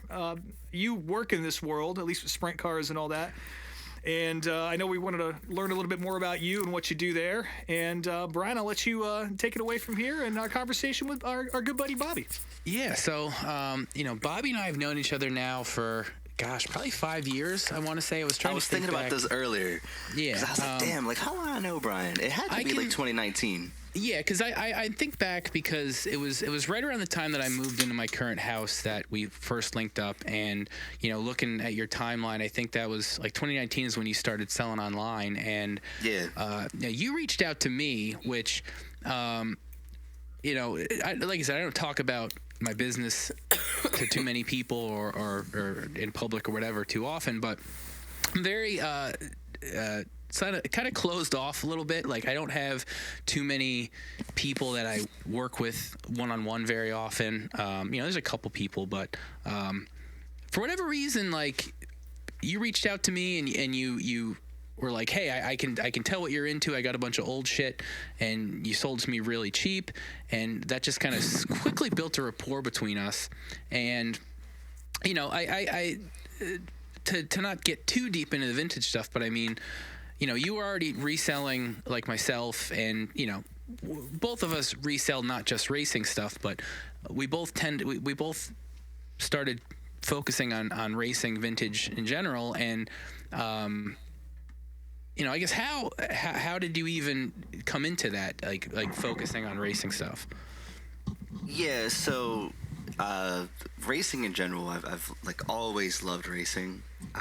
It's just kind of been something I've always enjoyed, and living so close to tracks in Pennsylvania, like Williams Grove, Lincoln Speedway, BAPS, which just got their World of Outlaws dates. They just received more this year, but they just got them back a year or two ago. Port Royal, all that stuff. Like I've been more into the dirt racing scene, but I've always been a NASCAR person. In 2015, 16-ish, I started getting into fashion as a whole, like sneakers and stuff like that. And a lot of the artists, the hip-hop artists I was listening to were wearing like old Harley shirts and just vintage band shirts and racing shirts. And I'm like, what the hell? Like, my grandmother worked at Harley for 35 years, you know, and I live near one of the plants. So for me to go find this stuff is not hard. And it was just a matter of like finding out where to go find it and just wearing it. It was never a monetary thing until I wanted to buy more sneakers in January of 2018, and I started selling in person. Started online in 2019, and then kind of saw the potential that was there and figured, why not at least try it and make it work? Yeah. So yeah, I mean, that's one thing that, I mean, that's how I even got into it being a job, is it was a way to help, you know, pay for my own collection, reselling stuff. And, you know, when you reached out to me, you know, like I said, there's not too many guys that I really like dealing with. And, you know, plenty of people who resell vintage, sell racing shit, and 75 to 80% of them don't even know what they have. They just, you know, they see like an Oliver print or a bright shirt or whatever, and they sell it. But, you know, what connected me to you is, like, I could very clearly tell you knew what the hell you were talking about. Like, that's a huge thing with me, and it's why my business does as well as it does, because, like, I'm not just a kid reselling stuff. Like, I've been a fan my whole life. I know what I'm selling, and I you know, I have connected to a group of customers and fans or whatever that, you know, understand what I do as well. And that's why we kind of built a friendship. And, you know, you did that for, you know, we've both done this for years, but how did the transition from selling racing clothing, how did you go from that to doing media stuff now? In short, just I fell forward. I think you mentioned about kind of you feel like a reason you do so well with your business is because people know you know what you're talking about. Mm-hmm. I've never personally had an issue if, like, I own Metallica shirts. I don't listen to Metallica. I think Lars is probably top 5 worst drummers to ever be successful. Oh, yeah. Like, yeah, respectfully, I was a drummer. No, you don't have to be respectfully. But, you know, and I have like a Pantera shirt, Cowboy. Yeah, I got it from you, the Cowboys from Hell shirt. Like, I don't listen to Pantera, whatever. Like, I've never had an issue with that sort of, maybe like a disingenuous, the gatekeepy kind of thing. Yeah, like for me, like I whatever, like however people want to do stuff is fine. I just realized really early on that I like racing stuff. Obviously, I go to races. People like when I talk about racing, and people that like racing and like that I talk about racing buy racing stuff from me. Mm-hmm. I know that sounds extremely straightforward, but to me that was groundbreaking. So I realized that when I would post about going to races and share that I was at a race, people were like, you know, and I feel like that genuinely meant something to people. And through that, I met people within the industry, you know, dirt racing and NASCAR. And again, like I just, I'm telling you, man, like I hate the term lucky, but like I really genuinely got lucky. And just met the people that just supported me, and when I transitioned into what I do now, they Well, how continue did you supporting me. transition, So though? how did I transition? So that's what I was going to get to. So back in 2021, mid 2021, I was kind of in this weird spot where I was like, man, like I love selling clothing and I'm doing well with it, but like I want to do more. And ended up having a few skateboarders model stuff for me, and then ended up working with a sprint car driver. And my original goal was to shoot all of that content on film, so like VHS cameras, VHS-C, 35 millimeter. And then I realized I don't know how to do any of that, and it's really expensive, and I could just like hire somebody to do that for me. And inadvertently ended up with a bunch of camcorders and VHS cameras that I was picking up at that time that I never used. I bought all the stuff for it, batteries and tapes, but I just was like, why would I? This is dumb. Like, what am I ever gonna do with this? Fast forward to 2023, I had some friends that were going to be around for the Indianapolis NASCAR stuff. And they're like, hey, you know, we were watching a music video, The Hillbillies, which is Kendrick Lamar. He's performing Sunday, and Baby Keem. And it was all shot in like a camcorder format. And one of my friends made a comment, Gavin of all people, Brian knows Gavin. Yeah. And he's like, man, we should shoot some of the stuff we're doing on a camcorder. And we were going to go like paintball and shit like that. And I was like, that's crazy, because in my closet I have like 3 camcorders, 4 batteries, a giant VHS camera. So I brought it out there and we were shooting. We went to SRX and just did go-karts and paintball and all this shit. And I was like, I should record some of the race, and did, and posted a video of Michael McDowell doing a burnout. And I was like, wait a minute, the insights I got, I was like, hold on a second. All I had to do all this time was bring one of these cameras to a race, and you know, to get some insights. I mean, Brian knows. Like, think of all the shirts you've had that are like one of one, or you know what I mean, like the Jail Junior late model tee. Like, how many people had that or have that? Yeah. Signed by all 3 of the, you know, Carrie, Dale, and Kelly. Like who has that? That got I'm just throwing out a number, like 4% of the insights that a video of Michael McDowell doing a burnout on a camcorder did. And I'm just like, wait, like this equates back to my business. Why wouldn't I do this? Right. And to be really like straightforward and candid, like people were like, we would pay you to do this. And I'm like, I didn't know you would do that. And It's like, no shit. I was like, wait a minute, what? Like there's monetary into this? And I never really jump into anything that for the financial gain of it. I just, if I don't like to do it, I won't do it. But I had some opportunities in the upcoming weeks where I was going to the Bristol night race, where a Cup Series driver, now Cup Series driver, was like, hey, this is badass, we should work together. And I'm like, You can say it's Carson Hocevar. It's fine. Like, you're not in trouble. but I don't know. Like, you know, maybe someday he wants to release the tapes and see all of the 480 pixel, whatever the hell we got, the camcorder stuff. Well, how did he even see it though? Like, how did that connection happen?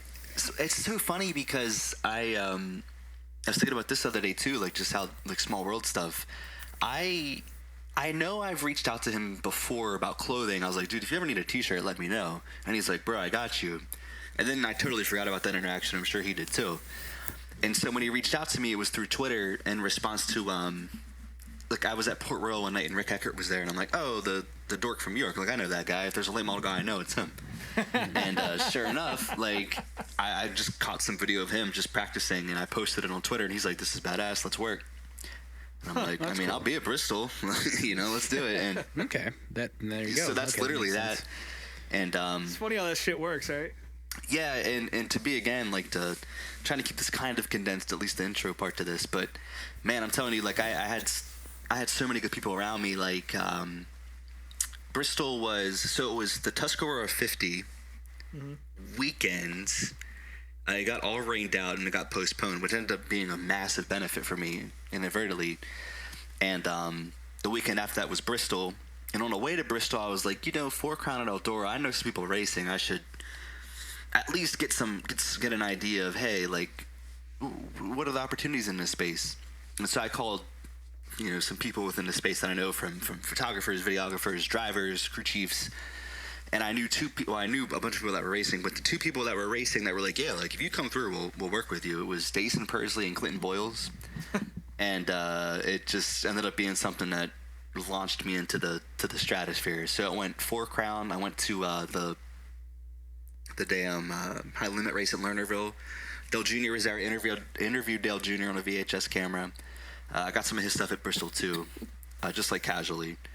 That led into the week after that was National Open, which is a big deal in the World of Outlaws space. I worked with Sheldon Honenshill that weekend, and then the makeup for the Tuscarora 50 was the next weekend. So there's a whole I don't even know how much content of Tuscarora 50 that Sheldon hasn't ever shared, which is fine.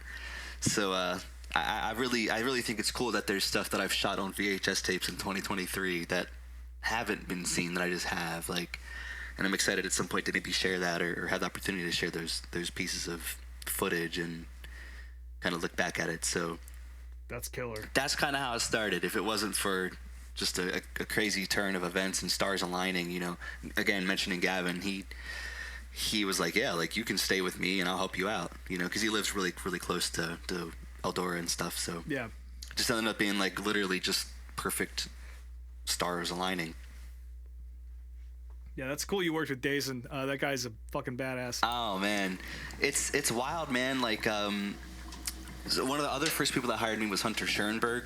So I met Clinton Boyles in 2022, and Clinton is a crew chief now. He races a little bit. He broadcast for Flo during Chili Bowl and Tulsa Shootout. He had to announce his own DQs here. Yeah, we can talk about Chili Bowl here in a little bit because there's a lot of interesting I don't know if you watched Shootout, but there's a race and there was a wreck for the lead. I don't remember who was involved with it. It was a NOS car and like a green car. Dason and Clinton Boyles, I think it was. So foreshadowing a little bit, but yeah, it's, you know, I met these people and Hunter was driving to 55, which he's back in, and I'm really excited for that. And Hunter's like, hey, I'm running the Zemco 1 car, which is a legendary sort of thing around here. Yeah. He's like, that'd be badass on VHS. So he gave me some opportunities with that. And yeah, like it just was really like people that believed in me and gave me these opportunities. Hunter Schoenberg was racing in the Ally Bowman car, Charlotte World Finals 2023. Yeah. Walked up to the Victory Fuel trailer, just trying to get some cans to like take product photos of to kind of learn. I bought a Sony A7 IV, no idea how to use it. I knew right away, like, the vintage stuff is cool, but like I need to continue growing and learning. Started on manual mode, you know, no idea how to use cameras, no idea how to take videos. I met Jordan Swindell, no idea who she was at that moment. And she's like, hey, I know you go talk to Max McLaughlin. And I'm like, who in the hell is Max McLaughlin? No shit. Like, who the hell is Max? He's like, Mad Max. I'm like, I don't know who Max McLaughlin is. Ended up being one of my favorite people. Love Max. Next day I come back, she's like, hey, go talk to Big Sexy. I'm like, who in the hell is Big Sexy? Brandon Overton, baby. Yeah, he's like, Brandon Overton. I'm like, what? So, you know, I got, you know, she hooked me up with some of those guys, and that was so nice of her. And the last day, she's like, what are you doing for Chili Bowl? I was like, shit, I was gonna watch it at home. Like, I don't know, like watch the feature, you know? Because I'm not a midget. I wasn't a midget guy at that point. And she invited me out to Chili Bowl with them. And yeah, so that's how I got to Chili Bowl the first time and kind of intertwined with the USAC stuff, at least to start. Yeah. That was 2023? Yeah, so 2023. And I knew Dason through clothing, and I knew Clinton through clothing. Yeah. It just, they you know, they got stuff from me, and we worked together on some stuff. So I already had that connection, and they were like, yeah, I mean, if you want to come and bring a camcorder and record stuff, sure, you pay for that. And hell yeah. I didn't know it would launch me into the stratosphere of where I'm at now, but you know. Well, I think really the summation of all this is just like you just did something on a whim that nobody else was doing. Yeah. And that it worked. Yeah, and I think I'm a full-time college student, and I have a class right now. I don't want to get into too many specifics, but it's a situation it's in a business program, right? And I'm not going to school for business, but it's part of I just need some credits. Yeah. And it's really interesting. Like I never wanted to have a business or any businesses for that matter. Like I just kind of fell into stuff. And something I don't think is brought up enough, and maybe Brian can speak to this, but as much as you need to know about what you're doing, it's a lot of instinct. Mm-hmm. And I don't think people really appreciate that aspect of it. And like I said, as soon as I saw the insights for a damn burnout of Michael McDowell, respectfully, I was like, wait a minute, like, you know, this is something. And But I also knew right away, like, okay, like Sheldon Haudensjill's, take Rico off the list, take Kyle Larson off the list.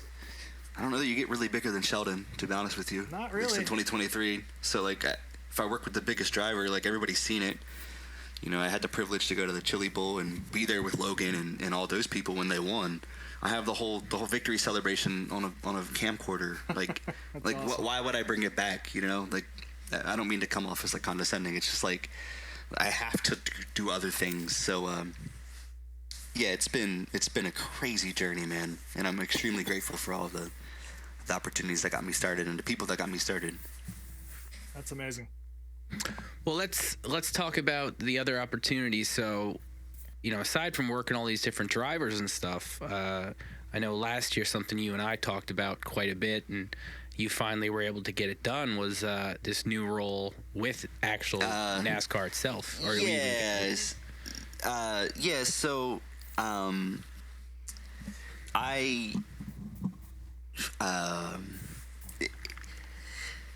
had a lot of stars colliding with a lot of different things from the clothing space that helped me already have eyeballs on my page. And so when I started doing some other stuff like the camcorder and etc., there was people that were able to kind of help me get noticed inadvertently, and that blossomed into some really cool opportunities last year that I had the opportunity to work with, like NASCAR Regional a lot via the ARCA series, and they gave me the opportunity to go to a lot of like local stuff, like the Battle of Berlin in August, and That's Knoxville cool. Nationals, and I was already going to be at the Little 500, but I helped capture some content there for them. Some of the U-Stack stuff at Grandview here in Pennsylvania. It's actually a NASCAR regional track, and so that was really, really cool. And again, I'm very very grateful that's worked out. They helped me out a ton and gave me the opportunity to go to Florence last year to help capture some content of Dale Jr. in the Budweiser car on my camcorder. So that was really, really cool, and it meant a lot to me that they believe in me and that we can get some more, hopefully have some more opportunities this year to kind of get more intertwined and work together more and help promote the sport on a roots level. Like, that's something I'm really passionate about. Again, I said earlier, like, I'm not going to do it if I don't care. Like, money doesn't Hell yeah. necessarily matter to me. Like, it's fine. Like, so for them to believe in me enough to kind of allow me to capture content at like ARCA events and stuff, I understand the kind of viewpoint the series gets, and maybe rightfully so. But I think that, you look at the entry list for Daytona is going to be released here soon, and you're going to see some names that Oh, it's huge. yeah, and I think like people kind of are going to look back at last year with Connor Zilic and William Sawalich and Tony Ridinger and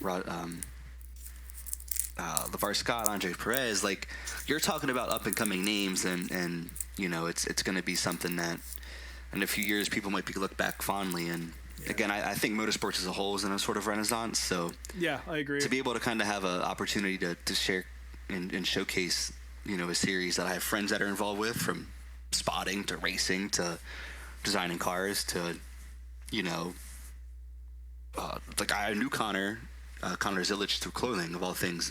A year before he even stepped in an ARCA car, he was doing Trans Am stuff and late model stuff, and Brent Cruz, I've known him for a while through clothing. So to be able to kind of intertwine that and stuff like that, and have those connections, be like, hey, can you help me out with this? And they know me and have that respect and appreciation, like that means a lot to me. So I look forward to doing a lot of stuff with them this year, and doing my own solo thing, man. Like, I luckily and grateful that I have the privilege to kind of continue just, yeah, I'll go to Florida for 7 days, whatever. I'll go out to Indiana from June to August, whatever. Fucking A, dude. Yeah. Do you have like even a general like list or number of races that you are planning on going to as of February? Is that still kind of in the works? Man, so as a whole, so last year I did the calculations of 37 different tracks, which I feel like it's a lot. I don't know. Like I felt like it was kind of like in different tracks, not races, different tracks. Right. And I was kind of pissed at myself because I started looking back at the year and I was trying to calculate the amount of races that was, and I'm like, I have no freaking idea how many races this was. But yeah, I mean, to be honest with you, I'm getting down to Orlando Saturday morning, heading to Volusia for some stuff. I'm excited to see some of my people down there. Ocala, USAC. I do a lot of stuff within USAC. That's been somebody. That's been a series that's been so good to me. And I'm telling you right now, like, man, I'm from Pennsylvania. I love my wing cars, but non-wing sprint cars, man. Ain't nothing like it. Yeah. I'm telling you right now. And midgets, we're not going to talk about midgets, but we can't talk about midgets, but I'm telling you, man, them non-wing sprint cars, they put on shows. I don't know if I've ever been to a bad non-wing sprint car race. Yeah. So, yeah, I've worked with, oh my gosh. I was looking at the full-timers this season, and I'm like, damn, like, I've had the privilege to work with so many people, and I'm just so grateful for that. So, Volusia, Ocala again, Daytona, I'm helping out with some ARCA stuff, New Smyrna Friday, and then I'm leaving Sunday morning. I didn't really want to stay for the 500, so I love NASCAR, don't get me wrong, it's just plane tickets back were 5 times more expensive Monday, and I'm like, I don't blame you. I mean, I know what's gonna happen to the 500. You know, as long as I tune the last 3 laps, you know what's gonna happen. Yeah, exactly. The 500 is kind of like, I equate this to WrestleMania in a sense. Like, it's a cool event to go to at least once, but I think once you experience it, and if you're not down with all the other chaos and shit that comes with it, like, I've only been to 500s when I lived down there, because I used to live like 40 minutes from Daytona, and I can't say I don't know if I'll ever go back to one, just because, like, A, I don't ever want to go back to Florida, but B, like,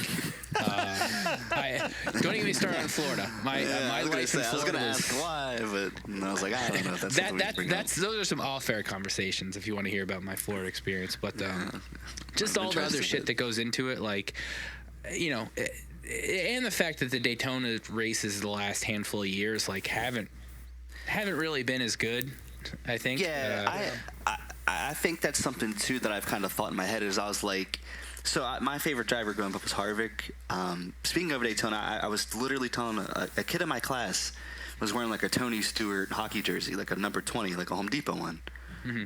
And then I was like, I want to talk to this kid, press him a little bit. What was his nickname, And I started talking to him, and he has like an old, like the 1940s, early 50s NASCAR logo with the yellow and shit.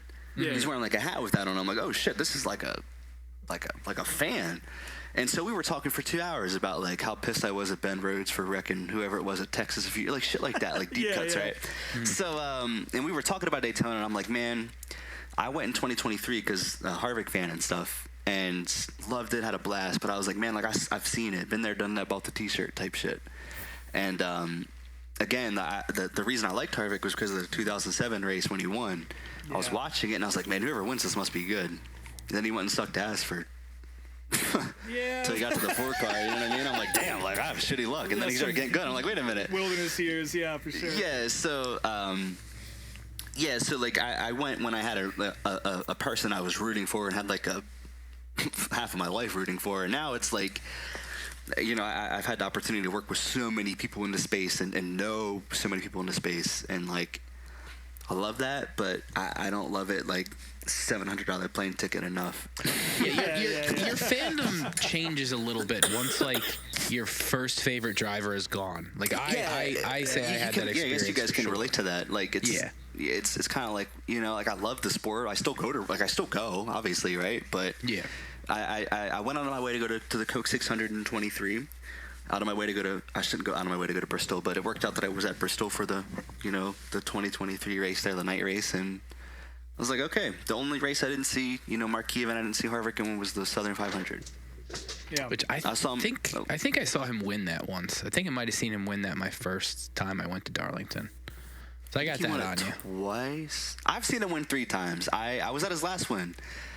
Okay, so all right, Brian brought up that I'm a Ty Gibbs fan. I like Ty Gibbs. I don't dislike him. But I will you tell rode you, pretty fucking hard for him. I was riding before real last hard. year. Pause. This is what happened. I'll tell you exactly what happened. So I'm a believer in like fate. I'm a believer in like you know the eye test. I was watching that damn Xfinity race, his first at Daytona Road Course. I saw him go through the grass and win that shit, and I'm like, Nepo baby, I don't give a shit. This kid can have $1 trillion. He just went out there and spanked the field. Fucker could wheel, yeah. That's what I'm saying. And I was like, this kid's crazy. Like he's, you know, that's a perfect. He's like around my age. Like cool. He likes fashion. Why wouldn't I? And so, hold on. Before you go any further, let's go back to that one photo of, what was it, last year he took that he was wearing like a Louis Vuitton cowboy outfit or some shit? Okay. It's called fashion, Brian. You wouldn't understand it. But I definitely don't understand that I wouldn't shit. have worn it. But, you know, whatever. But, so, fast forward to whatever year this is, 22, 23 maybe. I'm standing in line to get into Pocono. They're like, oh, Kurt Busch is out. You know, Ty Gibbs is going to replace him. So I was at Ty Gibbs' first Cup start. And I'm like, damn, this is fate, you know? So I was like, I'm going to root for him. And then once I started moving into the media space, I started meeting a bunch of people. I'm like, if I root for anybody, it's going to be Carson, you know, because he's been so good to me. And, right. And Yeah.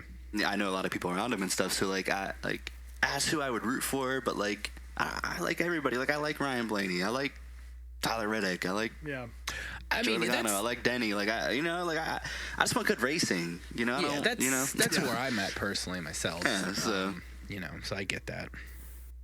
Yeah, so it's even gotten into the space of dirt racing where I'm like, I just, you know, like I mentioned USAC. Like, I've had the privilege to work with, you know, pretty much everybody that's on that list and then some. And I'm just like, can everybody win? You know, like, you know, does there have to be like one winner, three? I had this podium? conversation with somebody a couple weeks ago. I think when the Bills lost, because I have a ton of friends that are like massive Bills fans and get incredibly upset, like live and die by their games. And like, I think back to my racing fandom where it's like, you know, as a kid, even like, you know, in the Ernie Irvan days, like even if he had a bad day, it wouldn't ruin my day. Now as a fan, like I just want to see a good race. And like, even if something like really, really shitty that pisses me off happens, like within an hour, it's like, yep, I'm over it. Like some people like cry over sports games. That's never been me. The only two times I've been like,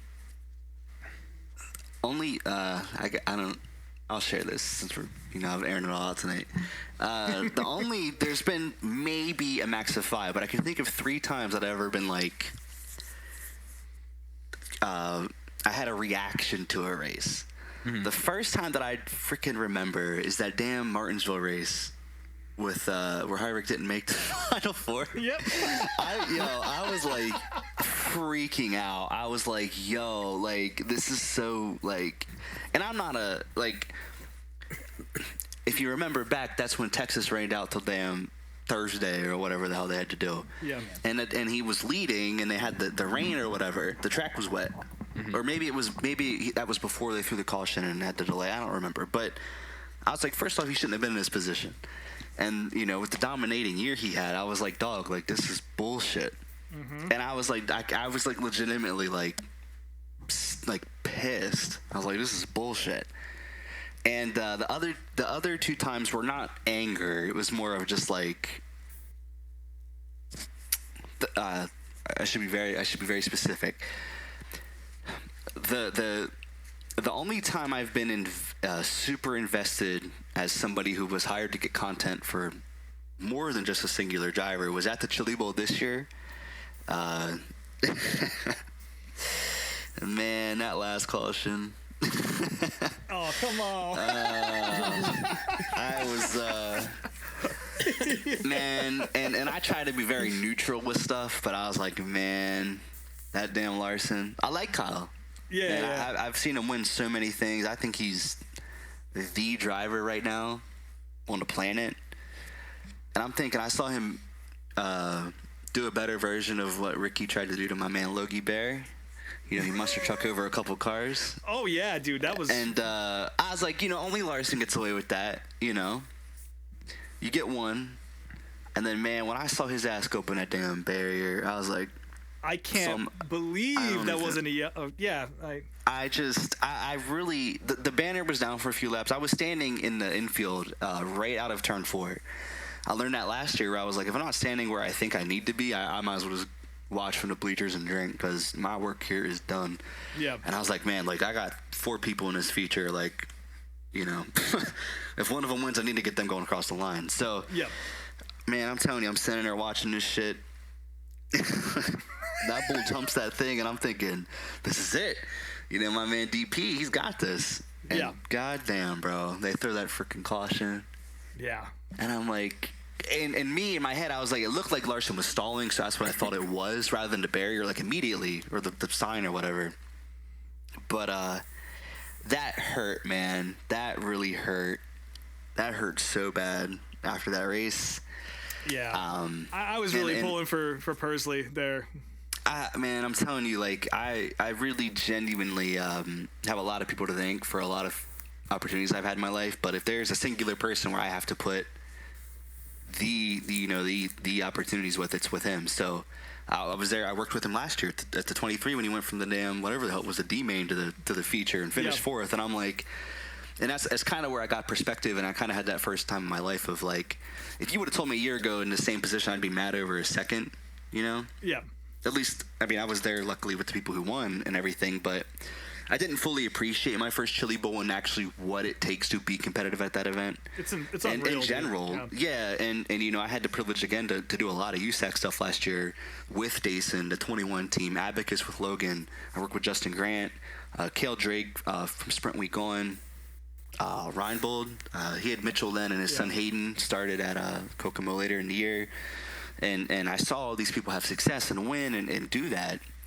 And at Chili Bowl, it's so much harder, man. It's just so much more intense. And yeah, so that's kind of like a tangent. I'm sorry, but no, it's got me talking about dirt racing and shit again. So. Well, before we move on, while you're mentioning the Chili Bowl, like, are there any experiences or anything you want to talk about from the couple weeks that you spent in Oklahoma? I think that I mentioned this earlier in the program. I've had the privilege to go to so many incredible events. And me, as somebody who's from Pennsylvania, I didn't know why anybody would watch anything without wings. And it wasn't until recently that I even cared to watch any late model stuff. And I've always been winged 410s and NASCAR. You know what I mean? Yeah. So,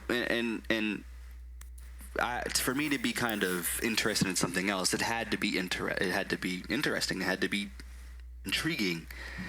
And I went to Gas City, rest in peace. So hopefully it comes back. Yeah. Over in Indiana before 4 Crown when I was out there. I saw the midgets. I saw the non-wing sprint cars. And I've seen non-wing sprint cars for Eastern Storm out here in Pennsylvania and stuff, but I was like, this is fucking crazy. Like, I've never seen this shit before. The people are much cooler than wing sprint car people. The culture is different. Mm-hmm. It's just a more communal thing. It's more fun. I love it. So to go to Chili Bowl for the first time, I watched Chili Bowl the feature every year since 2019, let's say. I'm not going to sit here every day and watch the prelim. I don't know these people. Yeah. So when I go there in 2023 and, you know, I'm invited again, luckily by Swindell, and I'm there helping Dason out and helping Clinton out and just soaking it all in. And I'm sitting there and at the end of the feature in 2023, like, this is cool. This is the standard now, right? You know? Yeah. Somebody's going to win and somebody's going to be in, you know, top 5 and spend a whole year working with these people and realizing this shit's hard, man. Yeah. So to go back to about Chili Bowl, what I want people to know is, like, I will say never. I don't believe in hype at an event. I've never been somewhere that's there's only been a few times I've been somewhere that's lived up to the hype. Little 500 is one of them, and Chili Bowl is the other. And I think even with my perspective as somebody that's capturing content, not necessarily as a fan, I really do think that at the end of the day, that is what racing is. It's Amen. what it should be. It's what it, it's what it should aim to be. And I 100%. think that it's become something now where I'm not with all the obnoxious kind of rowdiness of it, respectfully. That's my corner. So yeah, and that's fine. I think that's cool that they have that section, and they have the grandstands where they've had people that have been there for the whole the amount of time the race has happened. And right. I think it matters when people they have the flag walker. I'm not sure what they want to call it, but yeah, the intros with all those state flags and countries. Yeah, and I don't think people understand what it matters to hold the Oklahoma flag, the Pennsylvania flag, right? The XYZ flag, that matters. And I think racing has a problem now where events don't mean as much as what people think they do, or whether it's a monetary thing or whatever that is. Yeah. And I think Chili Bowl is something that has that, and it's. I think Larson won maybe 15 grand, but it doesn't matter. Yeah. I mean, he bitched about it years ago, but we're not going to air that out right now. But yeah. Again, so I think what people should know about Chili Bowl is it's everything people tell you about it is legit, and if you have the opportunity to go, you should absolutely pounce on it. And I think it's a deal where you should go Monday through Saturday. Each day the energy rises in that building. Oh yeah. And I can't even explain it other than it's intense. Saturday's intense. It is. And the feature's intense, and it's just nothing I've ever experienced, and I absolutely love it. And as long as I can make it there every year, I'm going to be there. Hell yeah. I mean, it's definitely... That was a stupid statement. I'm going to be there every year. Yeah. God willing. If I can make it, I'll go. That's such a shitty way to phrase that. Yeah. It's to hear you say that as somebody who was working, it's pretty much the exact report that I brought last week from the fan perspective. So that, if anything, that's just proof that the energy that you're describing and I described is 100% real. And yeah, by any means necessary, go to Tulsa. Yeah, and it's, again, it's... Even if you're not into the dirt racing scene, it's the midget community, and that event itself lends itself to being open and communal, and something that you can go there as a new fan and not feel like you gotta kind of maybe hide or whatever, and I don't feel like a lot of communities might have that, and I really feel like you're just not gonna have an event like that anywhere else. And I hope that it stays that way for as long as it can. And yeah, I don't see it ever losing that grip, but who knows? Yeah, I certainly hope not. Cool. Well, before we get to the last segment and wrap up the show, so you just mentioned yesterday that you are retiring from the vintage scene, which, knowing all that's on your plate and all we've talked about, it's not really a surprise, because if once you get to, not to sound conceited or anything, but once you get to the level that you and I were at, it takes a lot of work to find this stuff. And if you're doing all this other shit and traveling, I mean, you'll probably come across some stuff here and there, but you really can't put the effort into it. You can't ship anything either. So, do you have any grievances to air or any shit to talk? There it goes. Before we move on. Where should I start? Let me start by saying that it's something, the idea of kind of moving on from the clothing aspect of my business / brand, whatever the hell you want to call me or what I do or what I did. It was something around last May that I was like, I can't keep doing this. And that's the main part of that is the way, what it takes to do it at an effective level is something that I don't think people understand.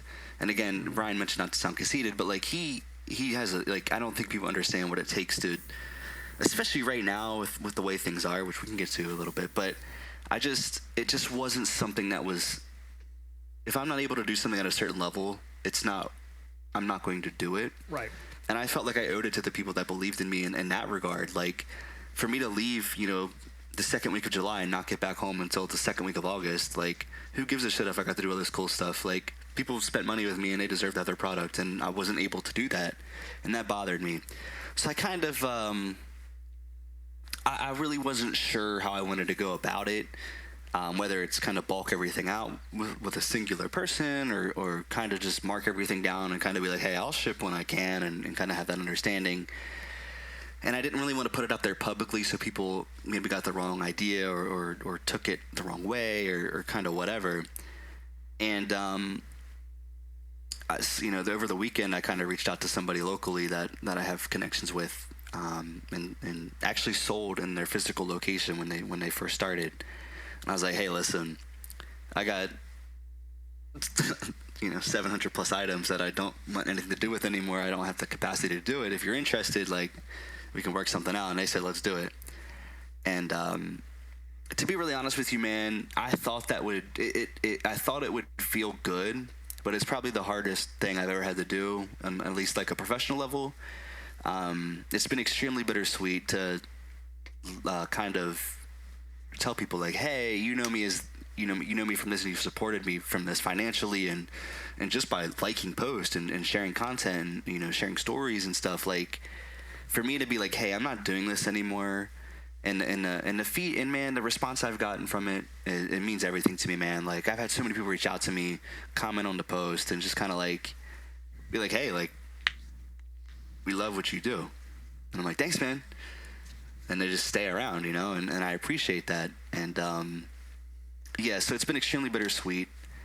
And I use retire, at least in that regard, in terms of clothing in quotation marks. But I don't know, man. Like a Martin Truex or a Darren Pittman style retirement. It's gonna be really hard for me to Yeah. When I go to I'm at a racetrack and somebody that knows me is like, hey, I have 3 totes full of old racing shirts you could just have, and I'm like, fuck. Well, here's what you do. I know. Speedway Screens is always looking for inventory. But that's what I mean though, is like, that I really feel like if that did happen, even before yesterday, I just wouldn't be able to do it. It's just not what I'm able to do anymore.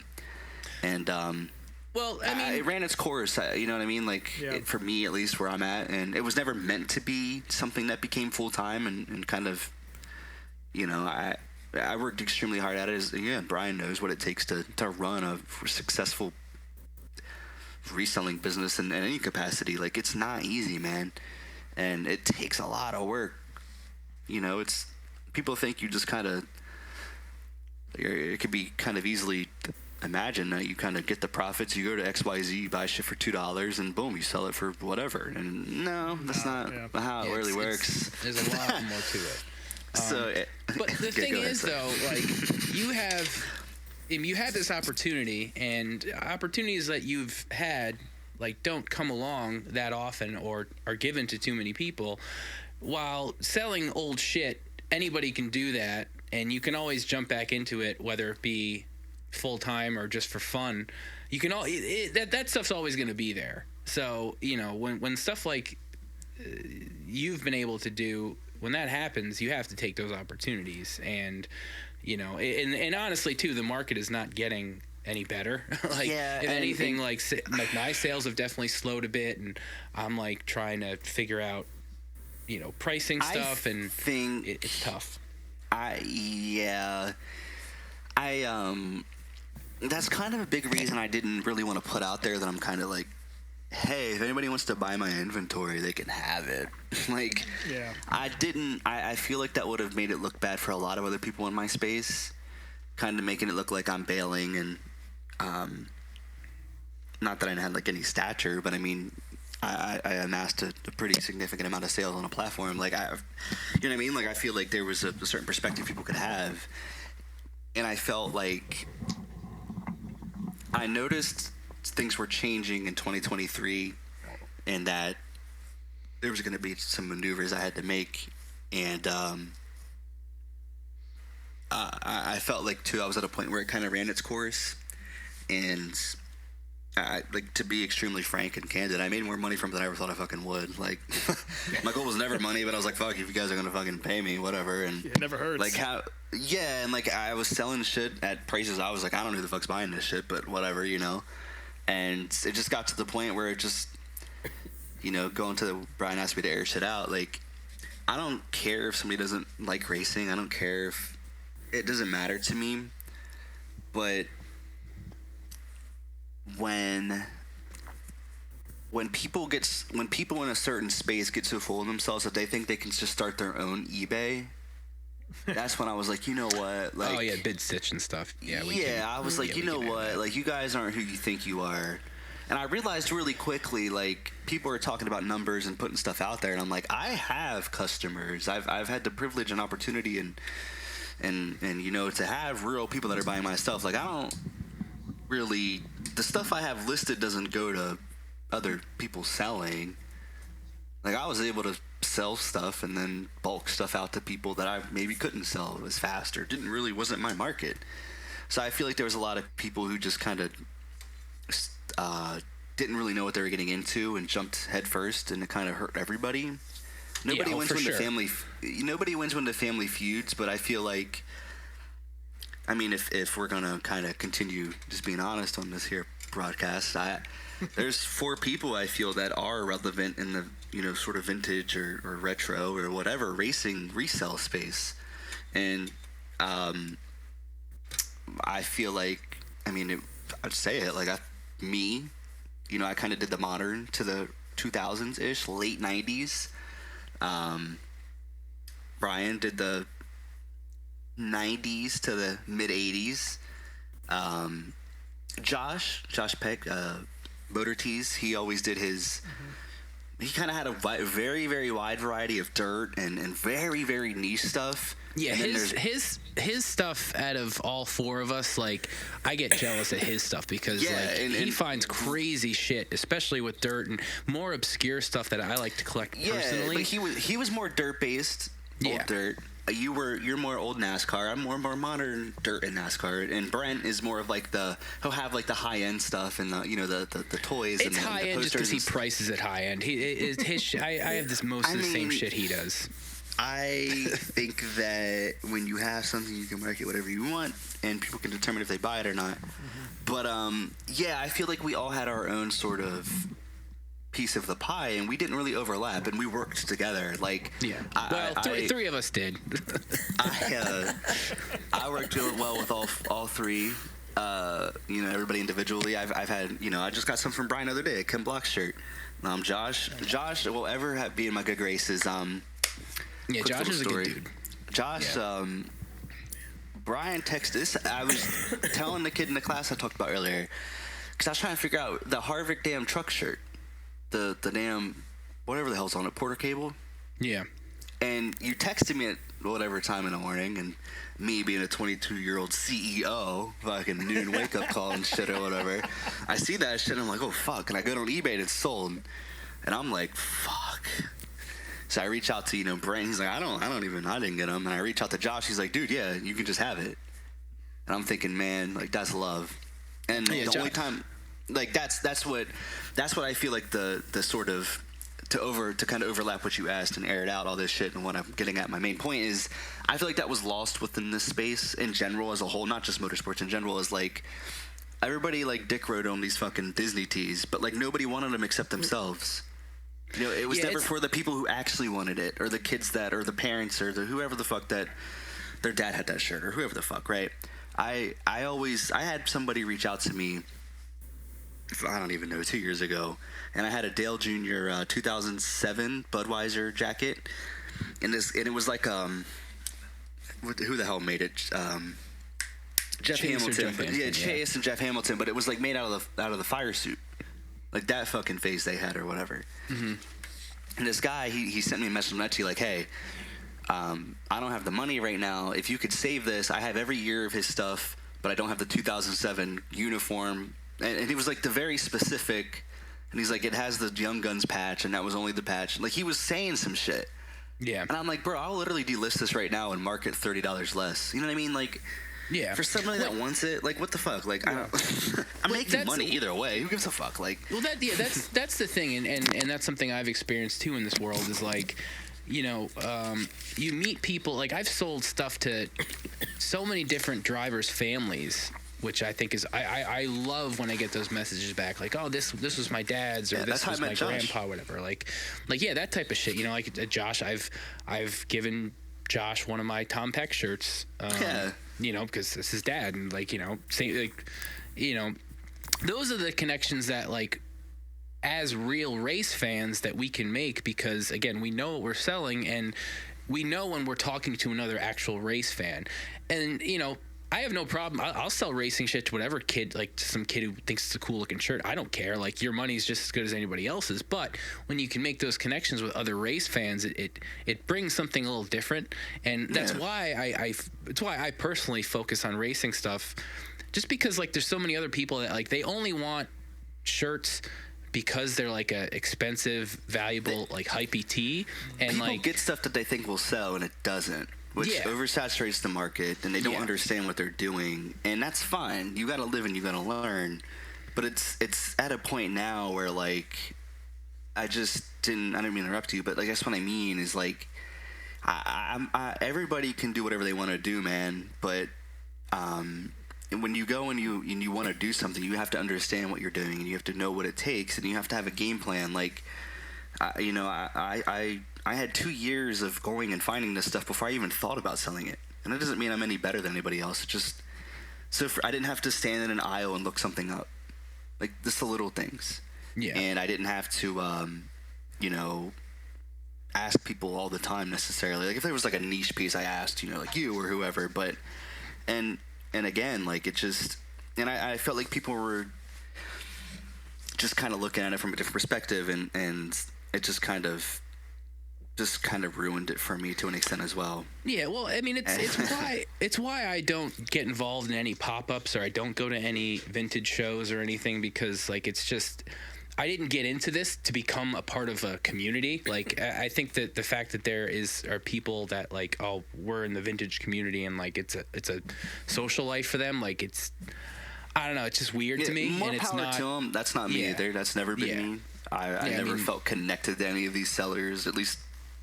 I mean, with exceptions. Like, with very few exceptions. Yeah. And to be honest with you, like, a lot of people who are listening to this that do maybe sell vintage, like, you won't find my account because I probably blocked them. Just out of just, like, I don't really want to see what they're doing, and I don't want them to see what I'm doing. I don't want to be, like, influenced. I've always had a very specific way I wanted to do things, and kind of, like, I made candles, bro. Like, what the fuck? Like, you know what I mean? Like, I made racing scented candles in the midst of selling vintage t-shirts. Like, I just don't do what the fuck I want to do, man. Yeah. And I feel like people look at one page and are like, oh, they look at, you know, bid stitch. Well, why isn't bid stitch working? Because you are on there dick tugging. You didn't build up an actual base, and I don't know how you do that. I just did it. You know, I feel like it took me a lot of time and opportunity, but, like, I don't know, like, just kind of the way it is. Another thing that I want to air out really quick, I'm sorry, I'm just gonna rant really quick. I hated, like, everybody that's ever worn a shirt for me reached out to me and contacted me, or I contacted them. I've never posted shit that somebody bought from me that was, whether I knew they were a celebrity or not, and, like, acted like they knew they bought it from me. You know what I mean? Right. Yeah. Like, that shit drives me so nuts, and that just is like, man, that's such a random thing to be mad at, but, like, I just always got pissed off at that every time. Yeah, it's people that are in this for different reasons than you and I are, and, you know, it's easy to avoid that stuff. And again, when you and I and other people, we build our own audience and we find our own lane, you just got to stick with it. So, you know, and like, that's what I mean though, and I feel like people, again, you asked, like, how did I just quote unquote get into the media space? It's 5 years of selling clothing to racing people. Yeah. Like, you know what I mean? Like, as much as I'm like, I had a video of Michael McDowell doing a burnout on a camcorder. Well, there's years of stuff that went into that kind of made it where, like, certain eyeballs were seeing it, and it was showing up in certain feeds, and like, there's you know, like, that's just not something that happens overnight. And I'm not, again, devaluing or overvaluing something. I'm just, again, being extremely candid. And, you know, the people that I've ever given stuff to, they've made it worth it 40 times over. I'm going to tell this story now that I'm retired. And just to be honest, like, I'll tell two quick stories. I'm sorry, I'm kind of on my soapbox right now, but nobody ever listens to me. My first podcast appearance after retirement. There's a certain driver that reached out to me out of nowhere, probably 2 years ago now. I kind of heard of this person. I knew who he was, but I didn't like know him. He's like, I love what you do. And I'm like, yeah, if you want any clothing, let me know. He's like, bet. Sent him some stuff, wore it, tagged me, perfect. And I said, hey, here's a code for my shop that is worth, I don't even remember how much it was, X amount of dollars. Like, just use this anytime you want something. Just don't be a dick. Cool. So fast forward 3 or 4 months, and I get a message from this text from this person. They're like, hey, I love this shirt. What's your Cash App? And I'm like, what are you talking about? Like, is the code not working? He's like, no, like, I don't want to not pay for it. And I was like, what? Like, the whole point of the code is that you don't have to pay for it. He's like, no, like, I just feel bad about it. And so that really mattered to me. I was like, that's crazy that, like, this person who was making their first Cup Series start at Coda, like, would say that. You know what I mean? Like, and there's been other situations where a driver who drives a car in the Xfinity series that's between 1 and 3, I've known for years, and they've supported me, and they've purchased stuff from me and wore stuff for me, and we set up a time where they could essentially model for me, but their photographer wasn't there that day, and they were genuinely upset about it. And I'm like, dog, don't worry about it. Just to kind of have opportunity months later to work with them in a media space, just to find out that the house they live in is also lived in by other Chili Bowl podium people. So, like, it's just crazy, the small world that's kind of transitioned into clothing, into media and stuff. And if you're good to people, you get that back. And I think people lose that as well in any capacity. What they do is Brian mentioned at the beginning of the show, I sold him shit cheap because I was buying it for cheap. I'm still making money. What the fuck? Like, you know what I mean? And again, this was 2019, and I don't really think clothing was peaking at that point necessarily. But, you know, like, I had something that I couldn't really do anything with, and he had an opportunity, and we can all work together. We're all in this together, and I feel like it's just become very toxic and very, I have this shirt and you don't. Like, okay, cool. You got lucky at a thrift store or whatever. Like, congrats. And yeah, that's pretty much all. I won't tell you guys about the wildest interaction with who ended up with the Dale Jr. late model shirt. I don't know if you remember that, Brian. No? Okay. Yeah, I have a habit of not knowing people, like, who they are, so Yeah. I kind of, like, ignored a DM that was, like, kind of, like, shouldn't have ignored it. Yeah. So, and then it worked out. It all worked out in the end, and I was, like, told this person later, but yeah, so anyway, sorry, I kind of went on another soapbox, but yeah. No, that's killer, man. Again, like, just all you just said, and this is kind of something I live by, like, behind every door is another door. Just don't lock it, the one behind you, on your way through the next one. 100%. You know, I think there's a habit of people doing that right now in general. Just, they don't understand, like, what they're doing matters. They don't think that it matters, whether it's what they say or how they act or how they present themselves. I'll tell you right now, like, again, I've said it several times, like, I use the term privilege extremely seriously. Like, yeah, there's no reason I pick up a camera randomly in August of 2023 and then get to go to Chili Bowl 4 months later. Like, what the hell? Yeah, like, right? Who does Yeah. with ignoring, like, the people that invited me, but, like, that doesn't happen, man. Yeah. And I take that really serious. And, yeah, it's just, you gotta be good to people, man. And when people see that, it's what matters. That resonates with me. I mean, look, like, a lot of the crazy stuff I've gotten to do has come out of music. You know, and I hearing you describe, you know, like, the years of just eating the shit and, you know, going through the process and getting your business up and running and meeting these people through it. You never see how that's going to manifest in the future. You know, I mean, fuck, I was in the pits at the first fucking SRX race on account of just happening to play a show in Charlotte on the right night. Yeah. Met the right guy. But that's the thing is, and that's the thing is, you don't play that show in Charlotte looking for that. No, absolutely not. You play it because you like you're passionate about it, and that resonates with people. And it's wild to me that people like you and I can have this conversation, and we understand when people are coming at us with good intentions. Exactly. And we're freaking. Who are we, right? Yeah. you have somebody of a certain caliber of level, and whatever that is, whatever standard that is up to you to decide. But like really, when they can see through your shit, dog. Oh yeah, absolutely. And I'll say it right now, I didn't know who the fuck Jordan Swindell was. Yeah. You know what I'm saying? Who the fuck is Jordan Swindell? What is she telling me to go meet this person for? You know? Yeah, yeah. And to be honest with you, without Jordan Kevin Swindell, I'm talking to you guys right now probably anyway, but I'm not at Chili Bowl. Like, no. And she, I mean, I'll air it out. Like, she said as much to me. She's like, we like that you don't know us. Yeah. And I'm like, I don't know how to take that because it seems like it could be backhanded, but I don't know, like, right, like, up until I met him, like, I couldn't pick Kevin Swindell's face out of frickin'. Yeah, but I mean, like, whoever, who the hell? Like, I don't know who he is. Respectfully, I love him, but yeah. In defense of that comment, though, I think that if the fact that you didn't know who they were, it eliminates the possibility of any dick riding or bullshit.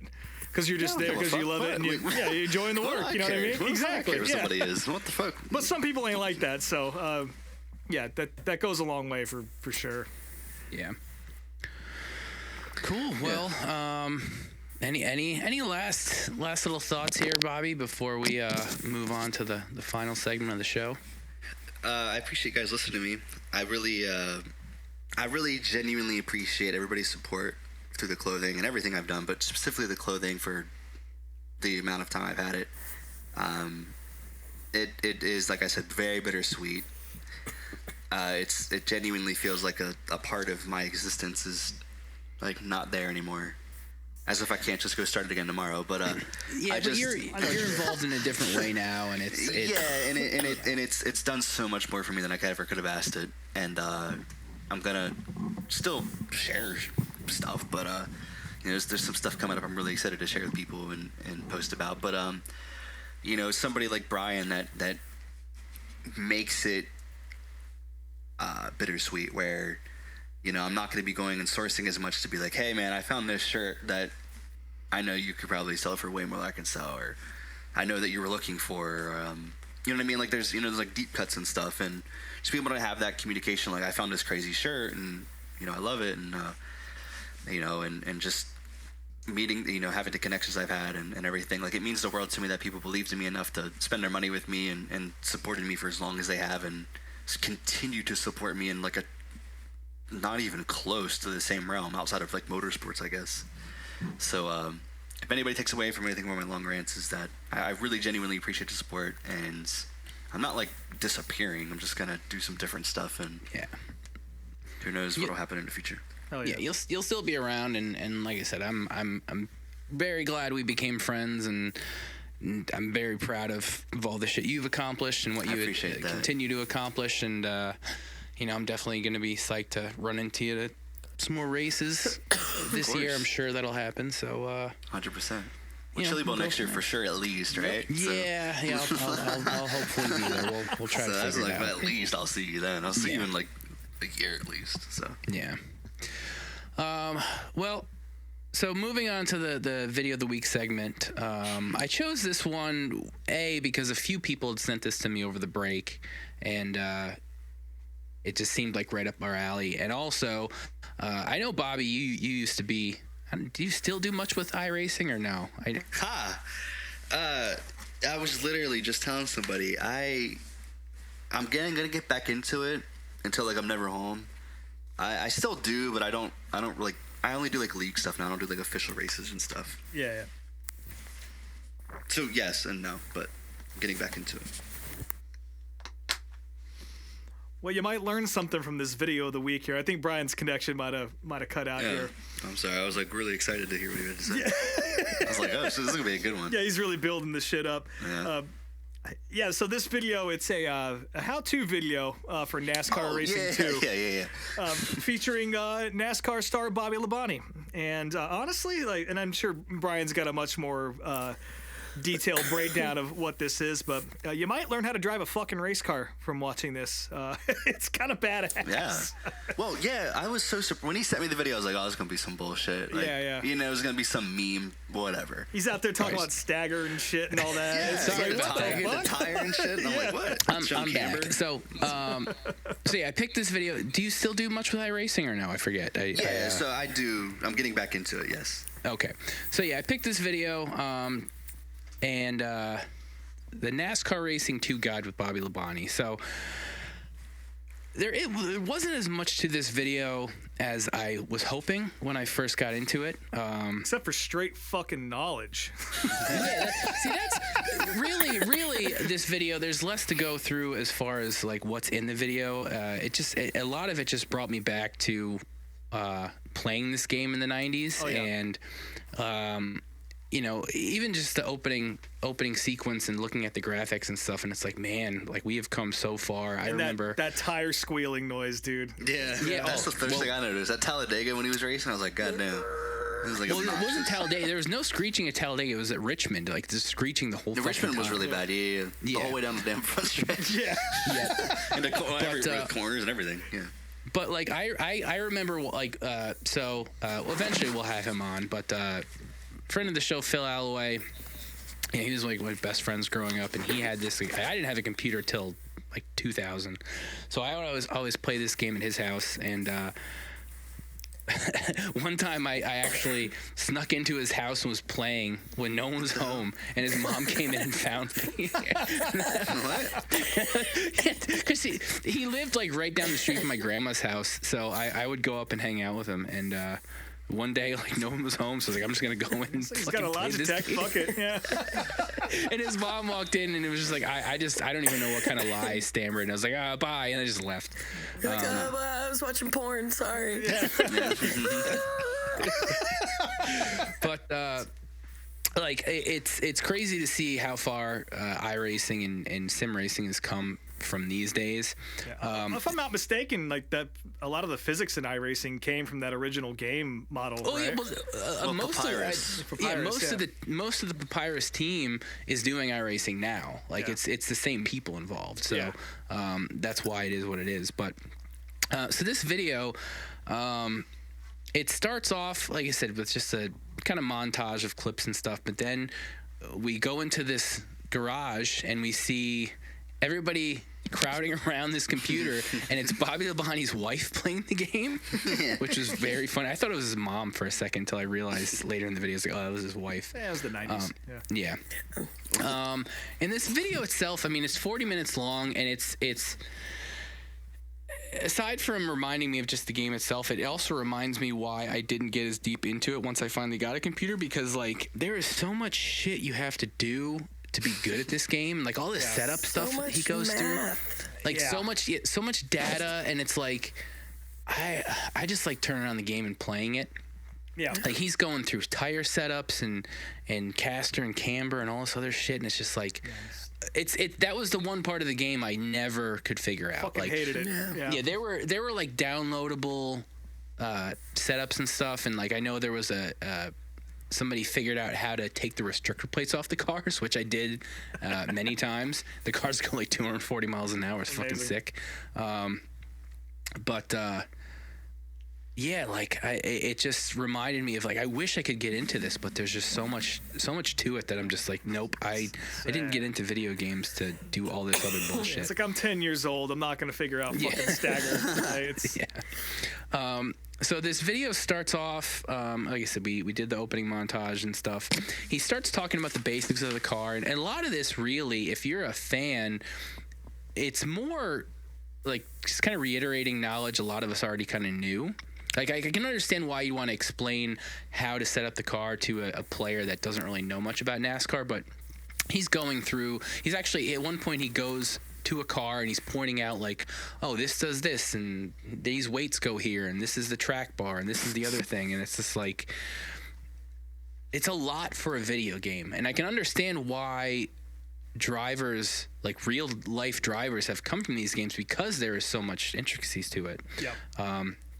But as far as like an entertaining video, like it was a little drier than I was hoping. I thought there'd be more weird funny shit in it. Yeah. I did think it was very funny that he was playing on like an old tube TV, like this big ass old tube TV, Yeah. which I don't think I ever saw anybody do that. Yeah, with the spotlight on the case that the game came in on the box, just illuminated there.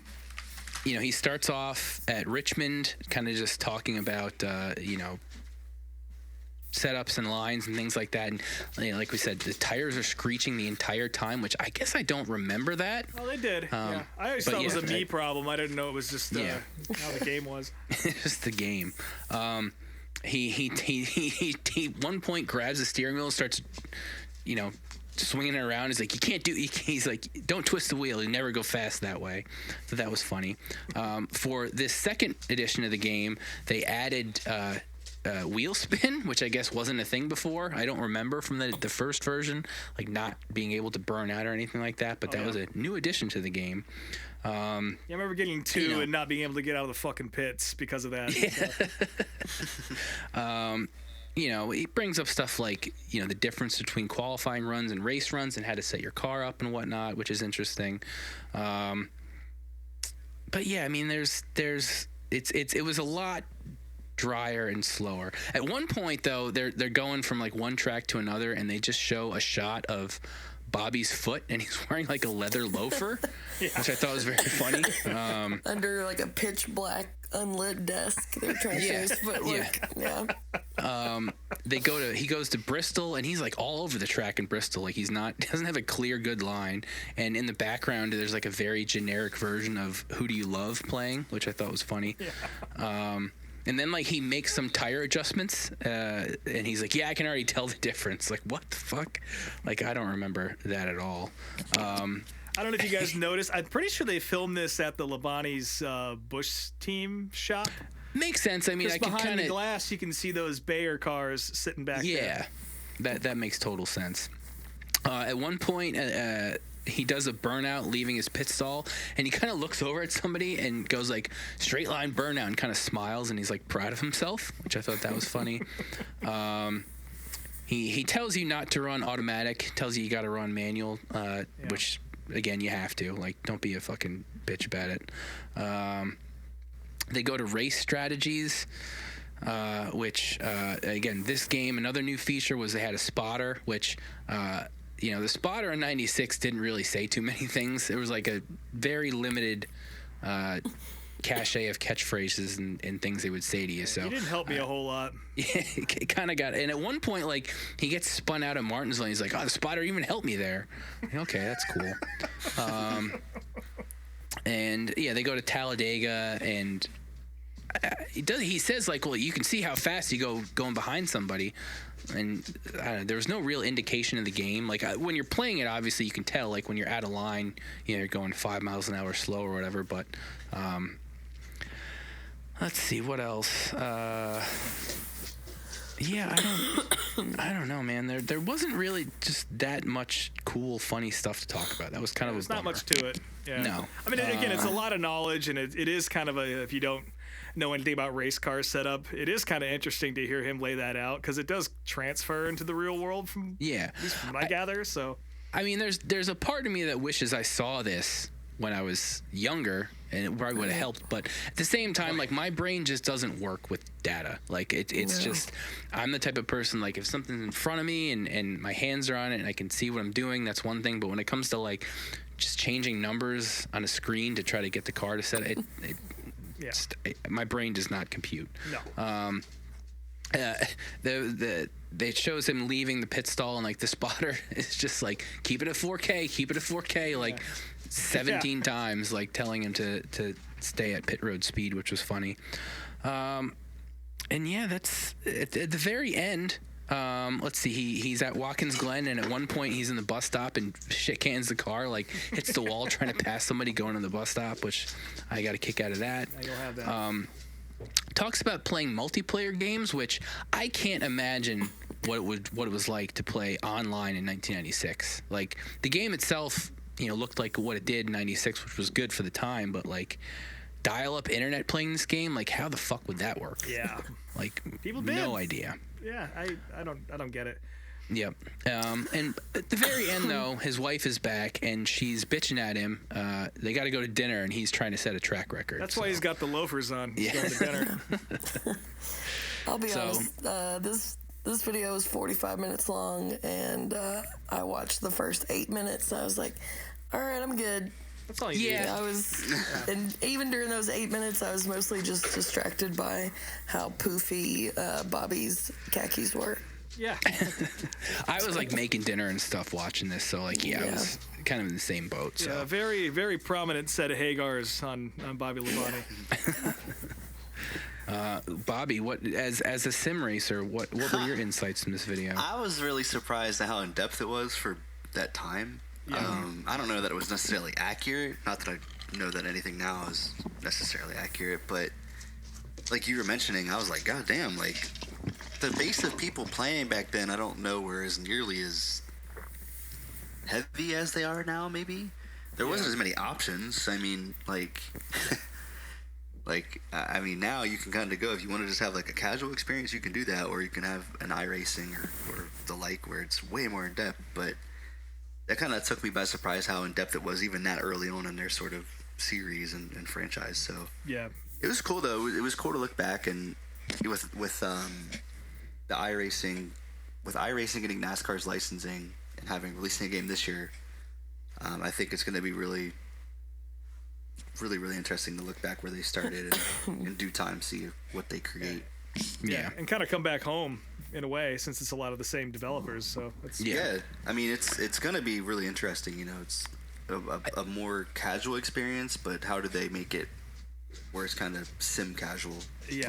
There was and you know, Bobby, you won't remember this because you're too young, but there was actually a PlayStation 1 version of the Papyrus game. The graphics were shit, especially compared to the EA game that came out like a couple years later, but the actual physics of it were kind of similar.